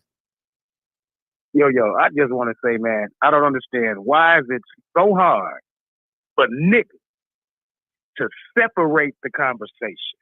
Okay, we can have an altogether different conversation about what Joe Biden ain't did, you know what I'm saying, and what Kamala hasn't done or what she has done. Why the conversation can't be, because first of all, if we only got two people who's going to be the president of the United States of America, and we stuck with these motherfuckers. So why are people sitting around nitpicking about this and that and that and this? You know what I'm saying? When we can focus on these two people that we have to choose from, or not choose from at all, and stay your fucking ass home. And you know what I'm saying? If you do have another issue, you can talk about that separate issue on a different type of platform or in a different type of area, other than, you know what I'm saying, when it's about who's going to be president of the United States. That's what I need to know.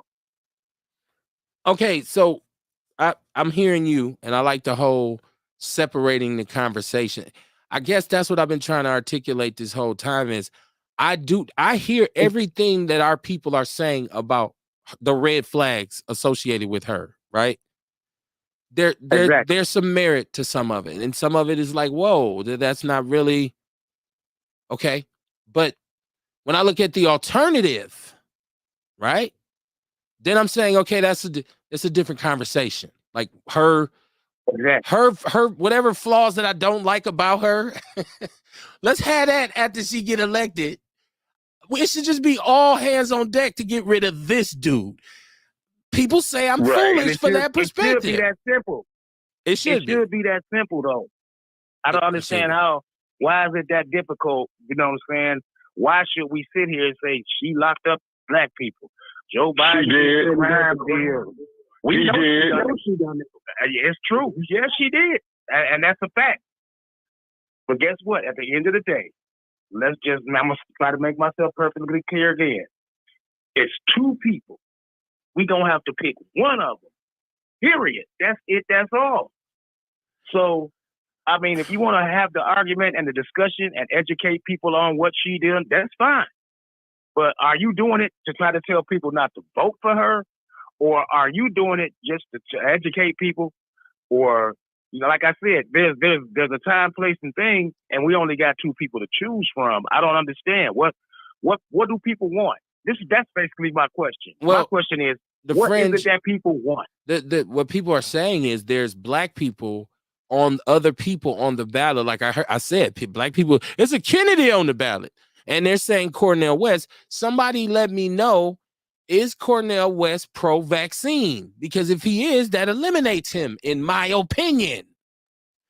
Kamala might be too. They all have zero chances of winning the election. They all have zero. Yeah, they ain't got no chance. Yeah, Cornel West. You ain't even heard about him on there. What like, why are people still even bring these? If nobody brought him up, would you heard about him? They was in the running at first, but they don't have enough people. That's that independent, whatever that other weird shit is that people be doing. That I don't even know why they steal, but that's gonna be a distraction, though. Is he going to be at their convention? Is he going to speak at their convention? Because they say he's on the ballot. Man, that man ain't got enough. He ain't got no delegate. He ain't got nothing. He might get maybe 100,000 votes, maybe. Right. You know, and that's because people just want to go against the grain. But right now, fuck it, put him in there later. We just need to make sure dude don't get his old 78-year-old vindictive evil ass up in there. Right. Mama Jenkins said, hold on, let me read. Mama Jenkins is saying, I'm happy to hear Shabak is going to vote. She said, get some more of your people to go vote. Do one of the evils. Just vote. Jesse says, at the end of the day, Electoral College decides the president, not us, unless we're one of the electors or delegates.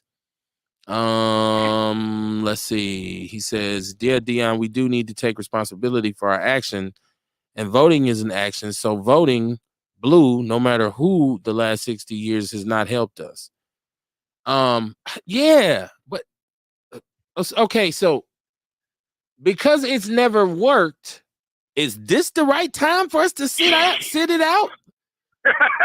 You know what I'm saying? Like, let's wait a minute. Like, it ain't never worked, but why we picking this one and saying, no, I ain't fucking with it? No, you need to be fucking with this shit. This the one you choose to sit out. Like, fuck it. Like, no. I once again, I understand everybody's perspective. I'm just as pro-black as anybody, but I keep saying, consider the alternative. I hear people talk blue in their face about 2025 and all this kind of stuff, and then they be like, "But I ain't voting for that bitch." I'm like, well, what the fuck else you gonna do? Cornel West? Is Dr. Umar running? Like this is what Ernest and myself agree on this. When I say there's only two people, of course there's other people who can get their name on the ballot that you could write in, but they got a snowball's chance in hell of winning. Well, that's true too, Kev, because ain't no writing candidate ever won the presidency of the United States, as far as my old ass can remember, and off the research that I've done. Now, don't laugh, son. You live long enough, you're gonna be gumming grits and feeling bad also, just off the natural law of aging. But what we need to do, putting all bullshit aside, is that we need to try to go out there to Silicon Valley, man, and try to corner some of them goddamn markets. And I'm gonna tell you why. Because look at the shit that they put up on there. And then, like you, Kev, it happened to you. It happened to Brother Kamar. It happened to Brother Jay. And the list goes on and on. Where your comment goes against our community standards. Fuck their community standards, man. We need to build our own shit, and that will give us an economical flex too, where we could go out there and pick some righteous candidates and put our own people to work, educate our people, you know what I'm saying? And then these little knuckleheads, man, you know, who's going in and out the goddamn penitentiary on bullshit. We need to get to them, man, before the age of 12, 13, 14, you know, because only a man could teach a boy to be a man, and only a woman could teach a girl to be a woman. Shabaka, where did voices come from? He has characters tonight. I never knew he had characters. It's hilarious. Hold on, let me catch his chat room. Jesse says Yvette and Tone stole that from Sheldon Norris and Dr. Claude Anderson. Adios was DOA's Descendants of American Chattel Slavery, and prior it was NBA Native Black Americans. Mama Jenkins said E speaks truth. He said Osambo's dad is Kenyan. I believe that's what he's saying. It didn't go all the way through. Yeah. Carrie, Obama's father is from Kenya. Yes, sir. That is a fact. Carrie Walker Jones says she did not lock up black people. The hell Kamala didn't, man. Hold on, let me finish the chat room. Hold on, Shabaka. Jesse saying Kenyan and his mom was white. Yeah, we know his mother was a white. Like she was like a hippie or something, like wandering on a bus, whatever. Mama Jenkins said, fuck Trump, I'm voting for Mrs. Harris. Like that, Mama Jenkins, there you go. Exercise your right. He says, let me catch this, y'all. Why are we voting if we aren't getting anything for our votes? How much longer are we going to allow the benign neglect? I hear you, but once again, I'm saying, is this the one that we need to sit out? Like this, I feel like this the one we should, you know, hey man, let's just do this and then let's talk afterwards. You know, I don't know. I put everything in kind of like the being on the block perspective, right? And I got some homeboys who back in the days when the brother was a little bit more active on the urban side of things, in which if the homie came to get me to catch his back for whatever reason, we fought and then, or we dealt with it and then we talked about it afterwards. Like if I was pissed, if he got me in some shit, if it was like, dude, what the fuck you got me in? We did that afterwards. I didn't get there when they was at his ass and be like, no, you listen to me. You didn't fuck. No, it was time to, hey man, what's happening? Let's boom, boom, boom. So I'm looking at it right now like, let's fight and then talk about this shit after the fight and say, man, shit, now let's, and definitely come together after this when we get her in there and say, you owe us. We're not going to repeat, because what we did with Obama was we voted, there was nothing. Then we voted again, and there was still nothing. Right. So this time we need to make sure if we vote that first time and in 4 years ain't no pop, you got to go. No, no, you got to go. Like, we just need to get as far away from Trump as possible. Agreed. Hold on, let me see. Dangerous. He said, he's saying peace to you. That's Jesse saying peace to you. Ewok says that Willie D on video on JD Vance. Yeah, what's up with JD Vance with all of the footage of him in drag? Like, was this and he was getting at me earlier because I'm like, maybe he was at a costume party, and Ewok was like, motherfucker, there wasn't no other costumes. It's like, so sound like he took a trip to Los Angeles or San Francisco. Somewhere. It looked like he ran through the woods backwards, right? Let me see. Kerry Walker Jones said anybody but Trump. It's not rocket scientist, and all I've heard about her is that she locked up black people, and she said, and hold on, yeah, I'm old. She said, and God, I've heard so much about her cooch. I have mental pictures scratching my head. People need to stop. They got you over there. Oh man, that's a crazy one. He said, Kev, we heard the same thing during Osambo's first term. We gotta wait until that's what I'm saying. And that's why this is a one-term thing. Like, I don't want to hear when you get elected, like it's gonna take some time. Somebody in the back need to say, we ain't got time, bitch. Somebody need to do that. Jesse says every other group understands this, but FBA, DOAs, freedmen. I think we are confusing each other. He says we fell for that anybody but Trump nonsense in 2020. I don't like you keep saying that. I don't. If that's your stance, like cool. It means it gets hollower and hollower every time you say it. And I'm saying that because I'm confused. Like, what do he want? What do he want? Well, I'm saying that because I grew up under Reagan. I grew up under two Bushes. You know, I grew up under Dollar Bill Clinton. Grew up under Trump and Osama. So I can't pinpoint a president whoever was for us. I don't know when was it ever. Exactly. But when you get it, niggas was in love with Reagan. Well, when you get encountered with something as heinous as Trump is and what he represents, I feel like you got to fight that back, right? It's like we got to team up and beat this monster, and then then we'll talk about it. I mean, that's why we asked last week. I did in particular and said, what am I missing here? Because I've heard every argument from us about why we shouldn't. I'm like, none of that outweighs what we up against. You know what I'm saying? So. Yeah, but that's why we got to get our cohesiveness together, Kev. You see what I'm saying? That's why we got to, okay, you know what an explosion is. What the black community needs, man, is an implosion of where you got scattered matter that comes together all at once, which is the opposite of an explosion. That's what we need, in our opinion, politically, economically, educationally, and technologically. You know, the STEMs, you know, we need to control that science, technology, engineering, and mathematics. You see, because look at the sisters who came up with the hidden figures, who capitalized off of it, NASA, who also capitalized off of it, Boeing, who else also capitalized off of it, United Airlines, Hughes Aircraft, everybody except us, and that's our resource. But all these other motherfucking groups, man, they go out there and they pool their goddamn resources and look at the power that they have. And we built this motherfucker. Look, I want to ask this too, y'all. I want to ask y'all. Let me read this last comment in here. This is Jesse. He says, the time to hold someone accountable is before the election, not after. You would think you would have learned that in 2020. Apparently you didn't. This broad ain't offering us anything. Nobody's who has ever. What is Trump offering us? Like, I don't.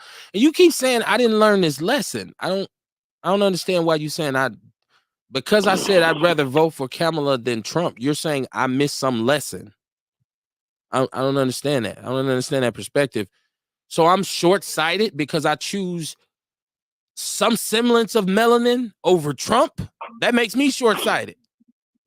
I don't know how I became uninformed through this whole process. That's the whole thing that's confusing me is that everybody's telling me that, oh, you don't get it.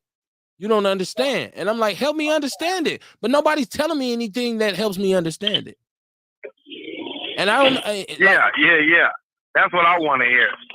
Like, if we don't understand it, then tell us something to make us understand it. Well, I'll be like, well, maybe I'll just, because it's only two people, Trump and Kamala. You know, all that voting for Robert Kennedy. First of all, Robert Kennedy was a heroin addict. Yep. He was a heroin addict. No, that's a fact. Yep, he was. Yeah. And then Cornel West, he married to a white woman. No, Lord, I didn't know that. Thank you for the insight, brother. I didn't know that. You know what I'm saying? Yeah, okay. Yeah, him and Henry Louis Gates. Oh, man, Henry Louis Gates is so full of shit, man. You know, I'm not even going to get started on Henry Louis Gates. And if I may say, with that Ancestry.com that he did, right, there was one cat on our platform where he's going up there talking about how he's raping to the raping, slave trading pedophile. And I tried to tell this one cat, man, well, that's his family. No, motherfucker, you wasn't his family. You was his goddamn property. Talking about the white boy that is. He didn't regard you as family. That raping, slave trading pedophile man will sell his own goddamn biological kids up there.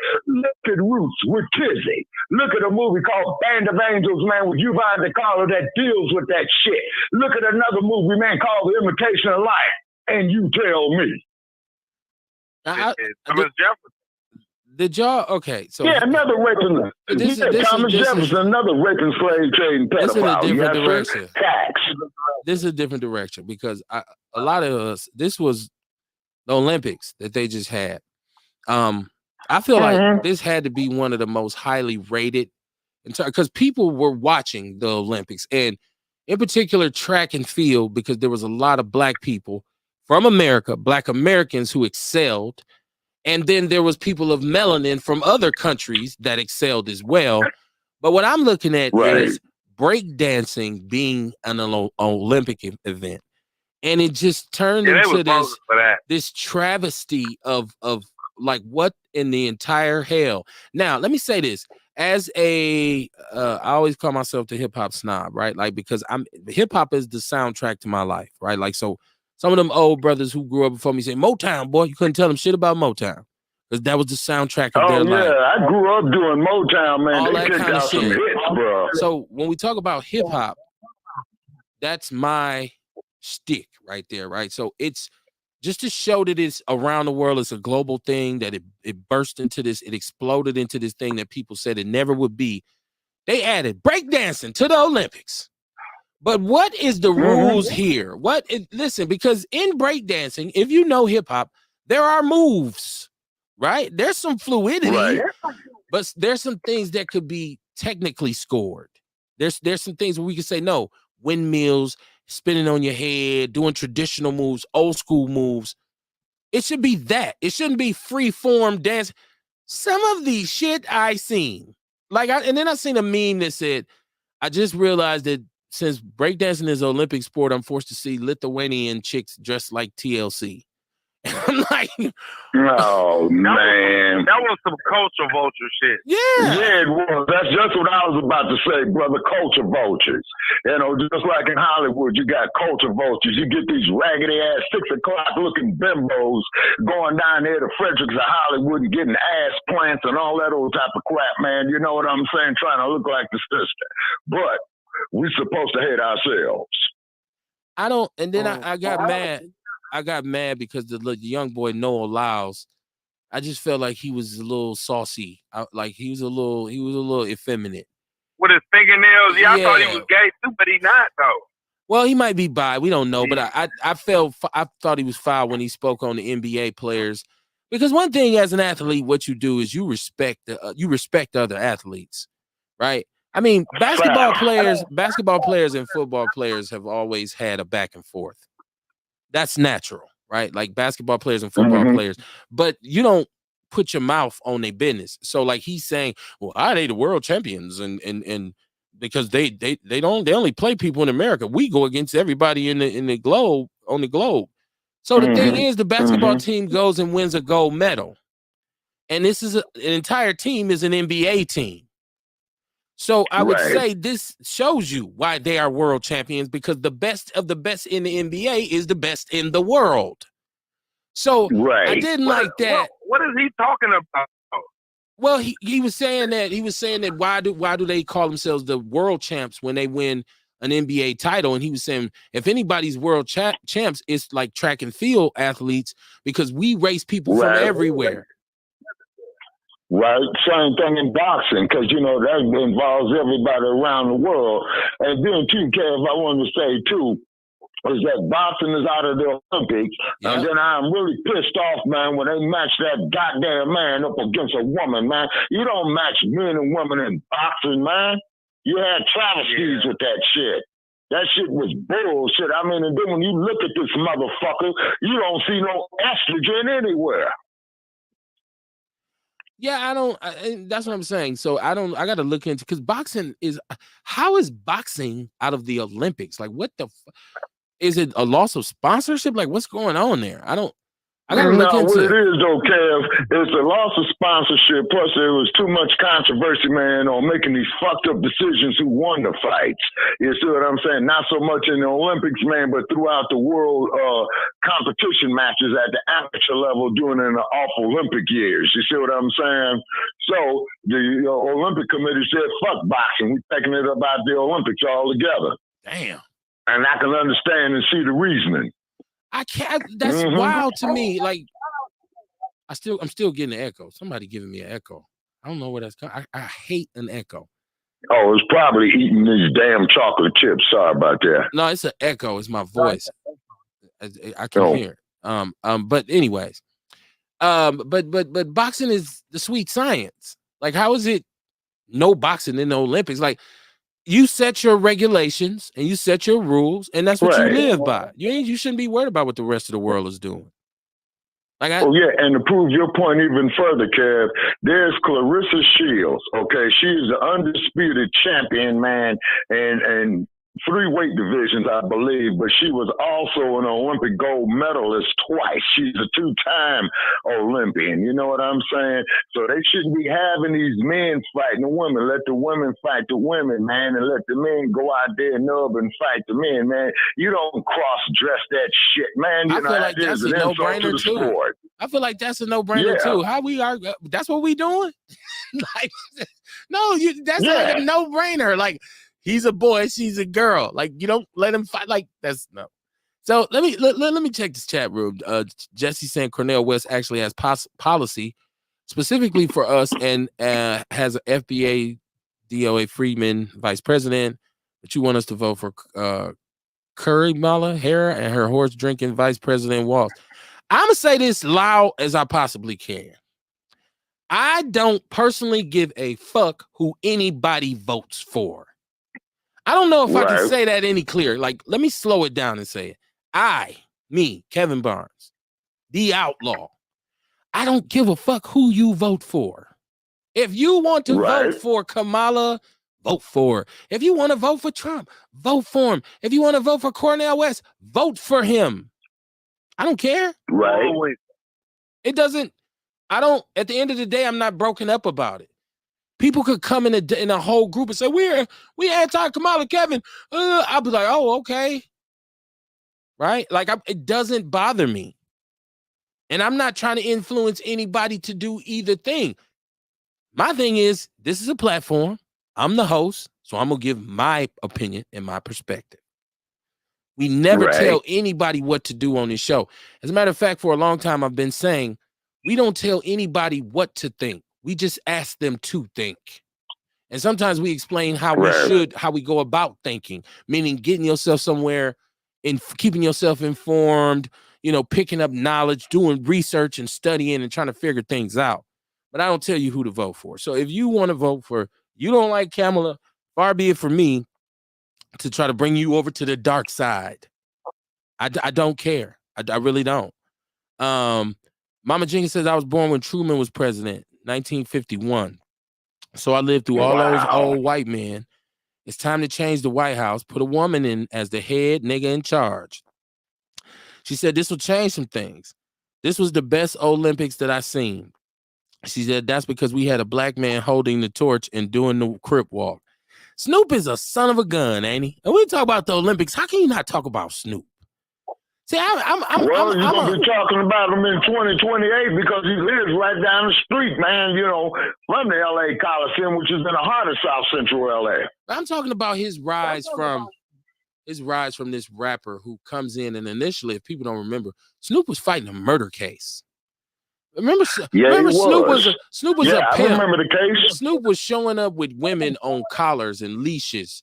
Snoop is a weed advocate. Snoop is a Crip. Yep. And he's carrying the torch at the Olympics. So that lets you know even further that hip hop has just went around the world. That dude is an icon now. Snoop is the only hip hop artist who's actually I'm going to say this. Snoop and Tupac are the only hip hop artists who are actually bigger than rap. It's bigger than just being a You can't rapper take that away from them. No, you're right about that, kid. You can't take that there away from him, man. You know what I'm saying? And then Tupac is a Renaissance man, may he rest in peace, because he got gunned down here, man, about 2 miles from where I'm at here in Sin City. You know what I mean? But however, though, too, but these brothers could be in a position to make an economical shift in Hollywood. Now, P. Diddy, he bailed. Okay, when them feds went up there to his crib, man, P. Diddy, man, was on a flight out the goddamn country. You know what I'm saying? And I ain't got no comment on Mr. Combs until all the evidence comes out. You know what I'm saying? Ain't it interesting? Go ahead. Ain't it interesting with all of the accusations and the like? Listen, just from, and maybe things have changed, right? The feds work efficiently and they work fast, right? So usually when the feds run up in you, they got you already. And the charges come right after that. For all the accusations and the stories and the lost deals, and I'm not exonerating him, there still ain't no charges against Puffy. Right. So it's like, okay, when does he have the legal representation that can slow down the federal government? Like that's. He probably does, man. Puffy's a billionaire, man. Yeah, you know, all these damn lawyers and shit and all that, man. These motherfuckers is on Puffy. You know it, I know it, and the black community knows it.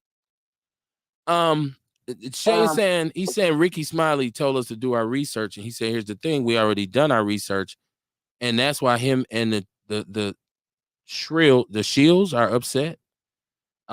He said, with all due respect, Mama Jenkins, our ancestors died for liberation and freedom. They thought voting was a way towards that. Clearly, we can see after 60 years is not working. She said, all eyes on me. I don't. Mama Jenkins is saying. It's funny that we say it's not working because we just talked about Dion. I mean, Dion just talked about people thinking that in the hood is po, but when you go to these small white towns where white people is at, they got a different kind of poverty. And Jeff Crape, who's on the show, he's a friend of the show. He's actually from here. He lives in Houston, Texas right now. He talks about people in America thinking that it's bad here, but he's been to the slums in Asia, in Taiwan. He was like, Kev, you have no idea. He's like, I've been to Africa. I've been to the slums. You have no idea. So like, okay, if America's not working, damn, I'm about to sound really crazy. If you think it's not working and you're totally against everything, when are you leaving? And I'm saying that they cut the goddamn reparations checks, I'll be the first to get the fuck up out of here. But my family's blood shedded blood down there in Tennessee and Alabama. And I'm gonna stay on that goddamn helmet, man, until they cut the check. When you cut the motherfucking check, I'll be happy to leave this sick ass motherfucker. But you could leave now. You can leave now. You could leave now because hold on, but when they pass the goddamn check, I will leave, but I'm gonna stay on that fucking helmet until they do. When they pass reparations, you'll get yours even if you ain't still here. You'll get it. If they pass like I said, bruh, when them motherfuckers hand me my goddamn rep money, man, for my family's blood spilled on the plantations of Tennessee and Alabama, okay, I will be the first up out of here. Where you going?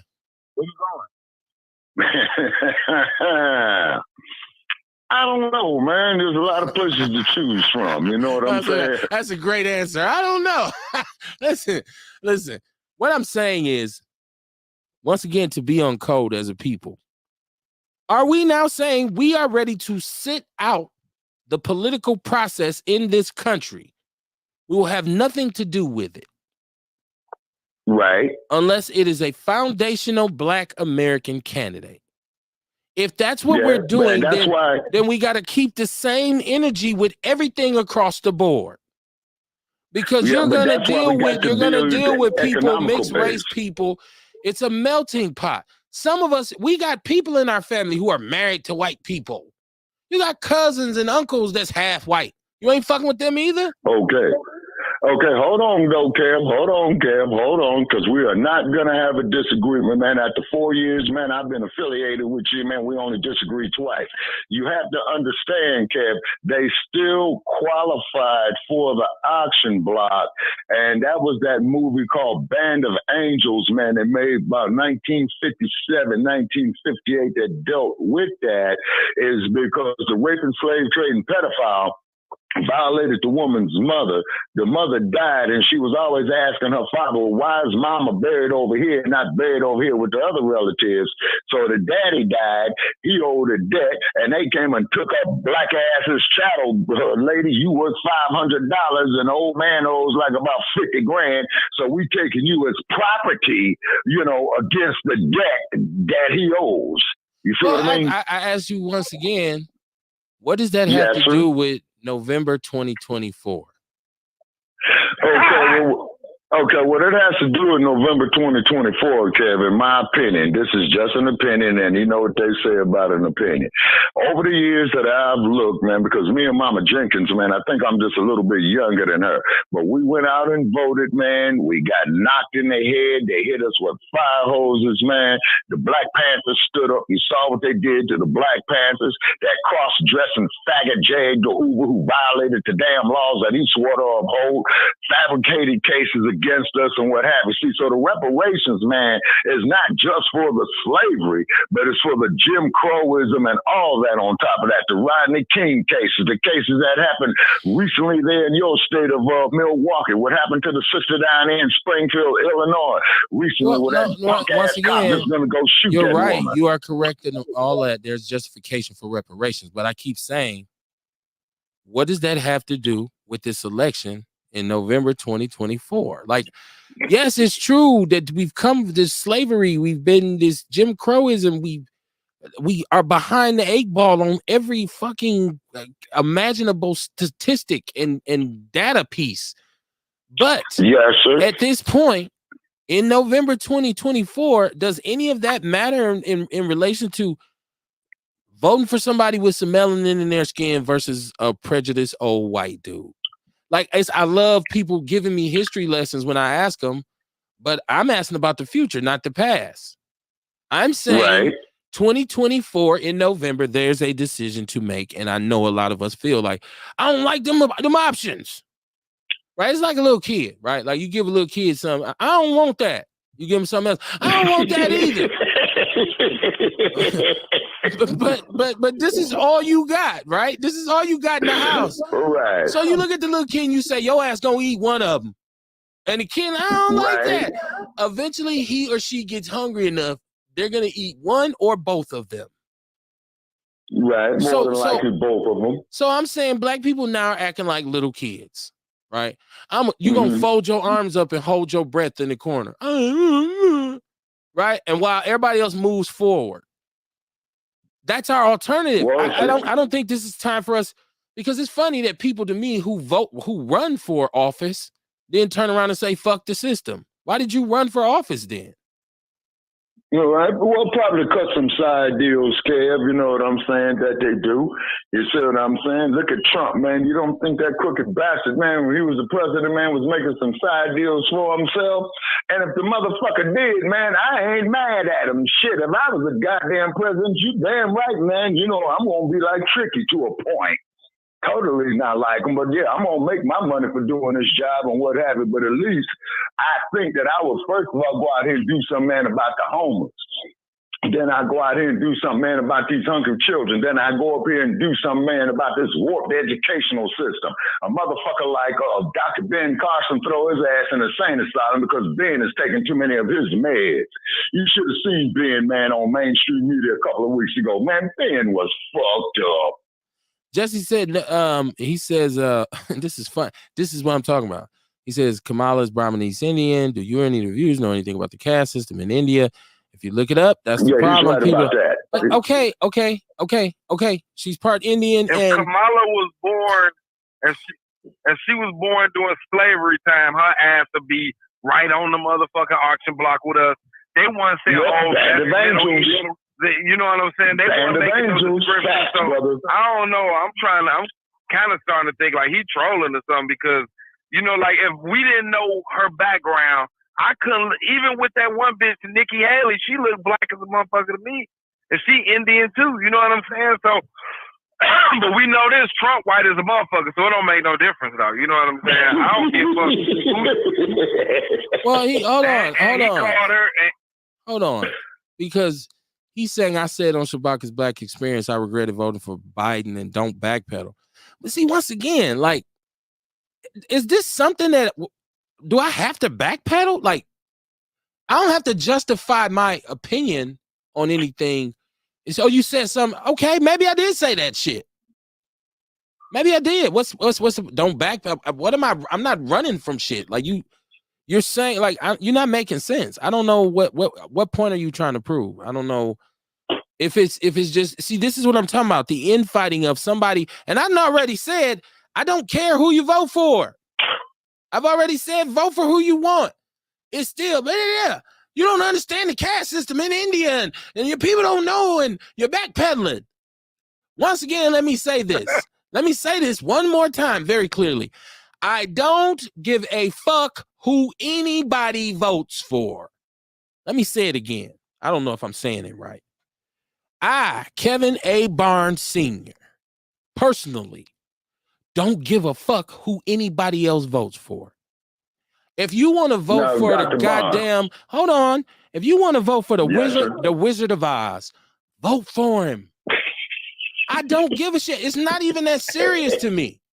It ain't no, I don't have to, listen, I don't have to really even fight to say, oh, support. If I say I'm fucking with Kamala and somebody say I ain't, I keep it moving. That's it. That's all. Well, ain't no motherfucker. You did it. So I don't understand your energy right now, bro. And if I did say if I did say that on Shabaka's Experience, if I did say that on there, then I misstated that, because I should have said I regretted not voting when Trump was president. So if I said that, I misspoke. How about that? I misspoke. Go ahead, Shabaka. Okay, now let me ask you. Yes, are you making that there perfectly clear, sir? What's that? Your last statement. Am I making it clear about that? Me not giving a fuck? Who? Perfectly. No, Kevin. Well, I was making a joke, man. You know what I'm saying? Sometimes you got to laugh to keep from crying, man. Because old Tricky Dick, man. Every time that crooked bastard would come on the idiot box, he would always say, "Ladies and gentlemen, I want to make this here perfectly clear." And then he goes through his diatribe and what have you, and all that old type of stuff. He says, but, if it's not serious, intelligent decision. He said, if it's not serious, hold on. This is Jesse. Decisions. This is Jesse. If it's not that serious, why you talking about it? It's other things to talk about. Is that the only thing we've talked about on this show? I believe we talked about. We just got done talking about the Olympics, didn't we? And I think the question would be more so, why am I talking about it? Because I'm talking to my people here. The question might be, well, why would you listen to it? If you say I don't, why is he still talking about it? Right? Why you still talking about it? As a matter of fact, you say you don't give a fuck. I done steered the conversation away from that. I was finna take it somewhere else because I'm tired of talking about it. But it's just funny. It's just out of the energy. It's a perfect example of how motherfuckers get rah.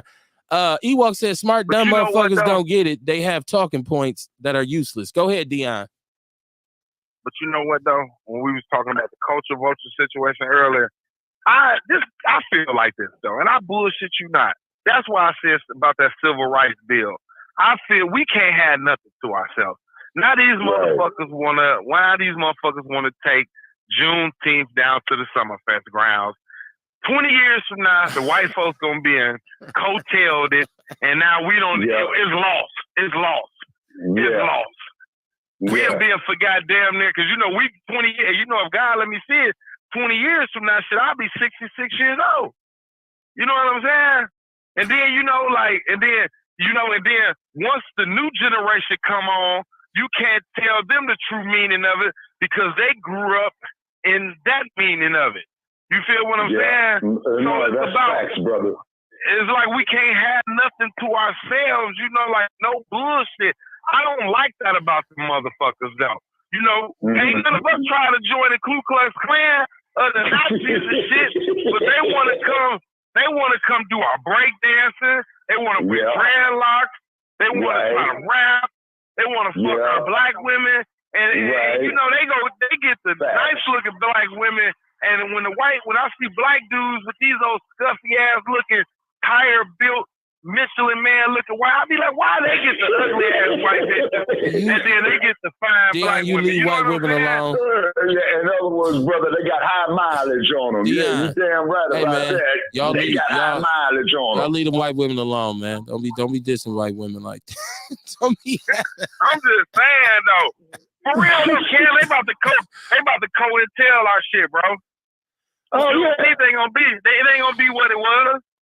Exactly, because I already, and then not cutting your wisdom, but when it comes to Juneteenth and all these black events, then they try to come up here and bring these goony bird motherfuckers, man, with this rainbow shit. You know what I'm saying? I mean, what in the fuck is that, man? And I'm looking at all our people that died in the civil rights movement, man, getting hit with water hoses upside the head by the police, Black Panthers dying fighting the police. And what would they say in their graves, man, if they going out there shit a black man putting on a damn dress? Hey, Dion, I'm not against Juneteenth having some events at the down there on Summerfest grounds. And you know, I'm gonna tell you why. Because it's a federal holiday now, and the way it's done in the city needs an infusion. Because if you remember, right when Juneteenth was going on here on our show, we said it should be expanded. Like there should be, because they had Snoop here for the Potawatomi a week before, and then Snoop was gone.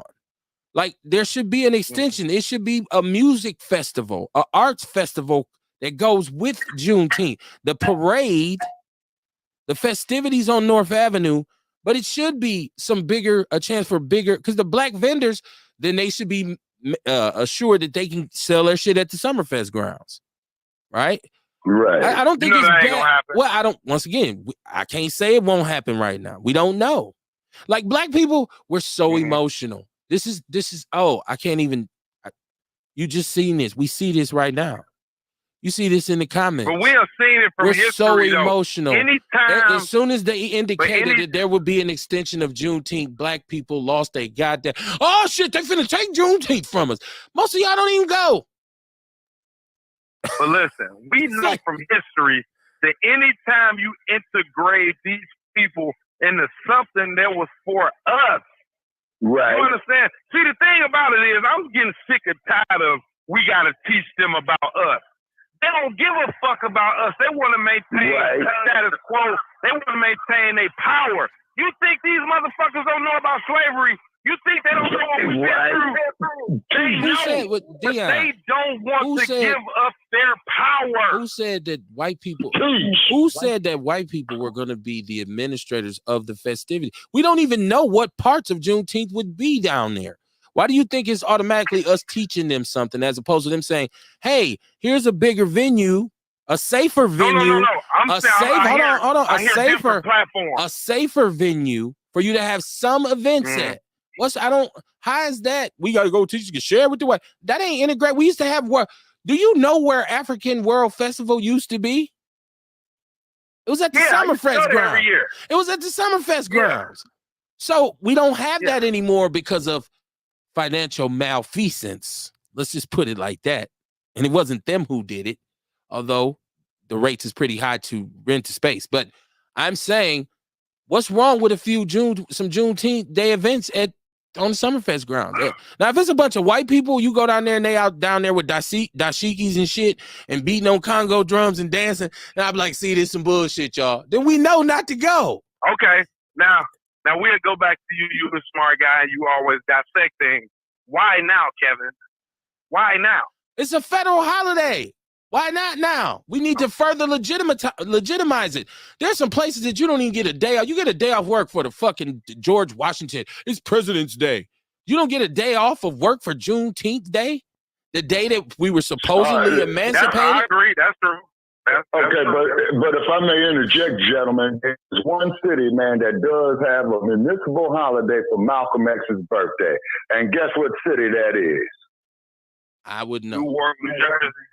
No, so maybe, but I do know in Berkeley, California, they closed down all the city buildings for the municipal holiday to celebrate Malcolm X, and my mouth fell open, man, when I saw that. Now, here's something else. You got to keep white folk out your business. I'm in Berkeley, California. There's a brother from Nigeria, man, who was had these copper bracelets on, right?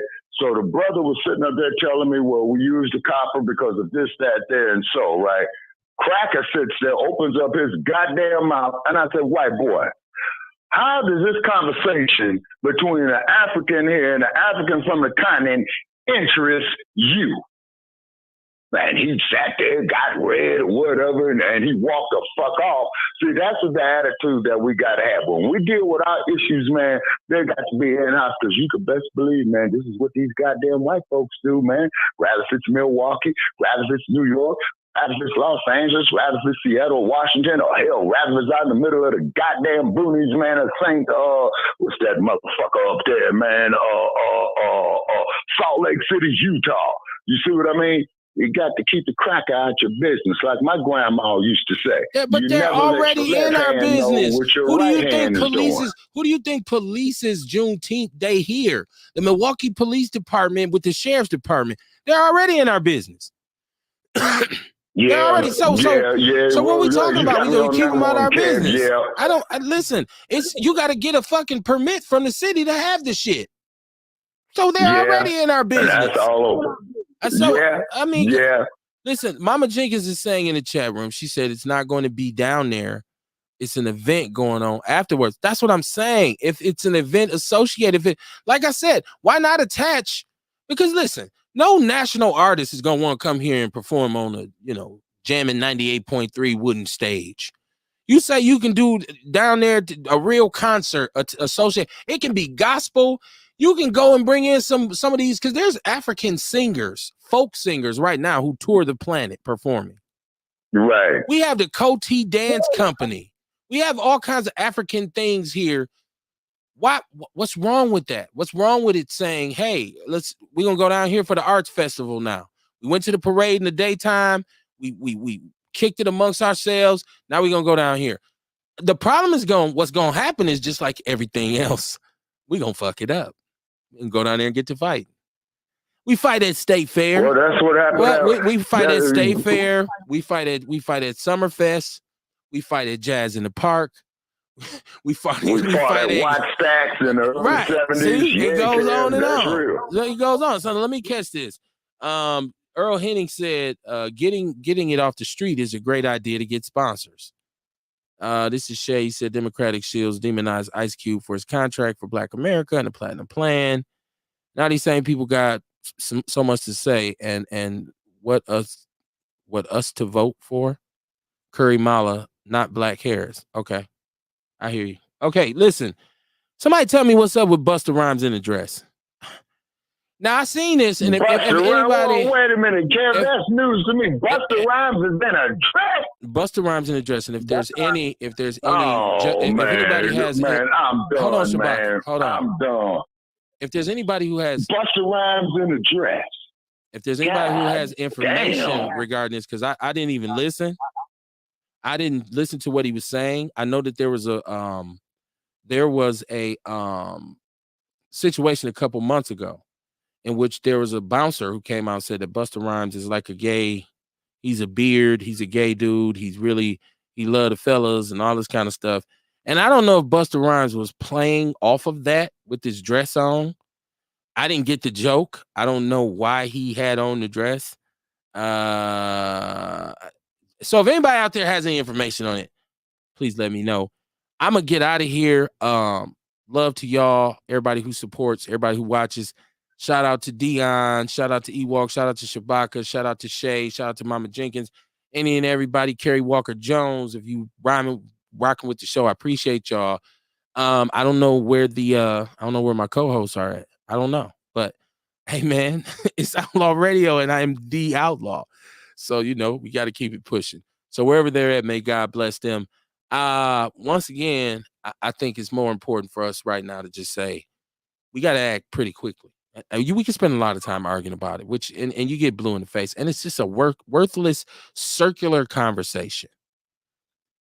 You got to do something, and whatever it is that you do, you're right. as long as you do something, I don't have a problem with it. You could talk about it all day and never do nothing about it. That's where my problem lies. So if your criticism of the community outweighs your contribution, then ultimately that makes you a coon. I will see y'all next Monday, man. Peace and love. Yeah. Tomorrow, kid.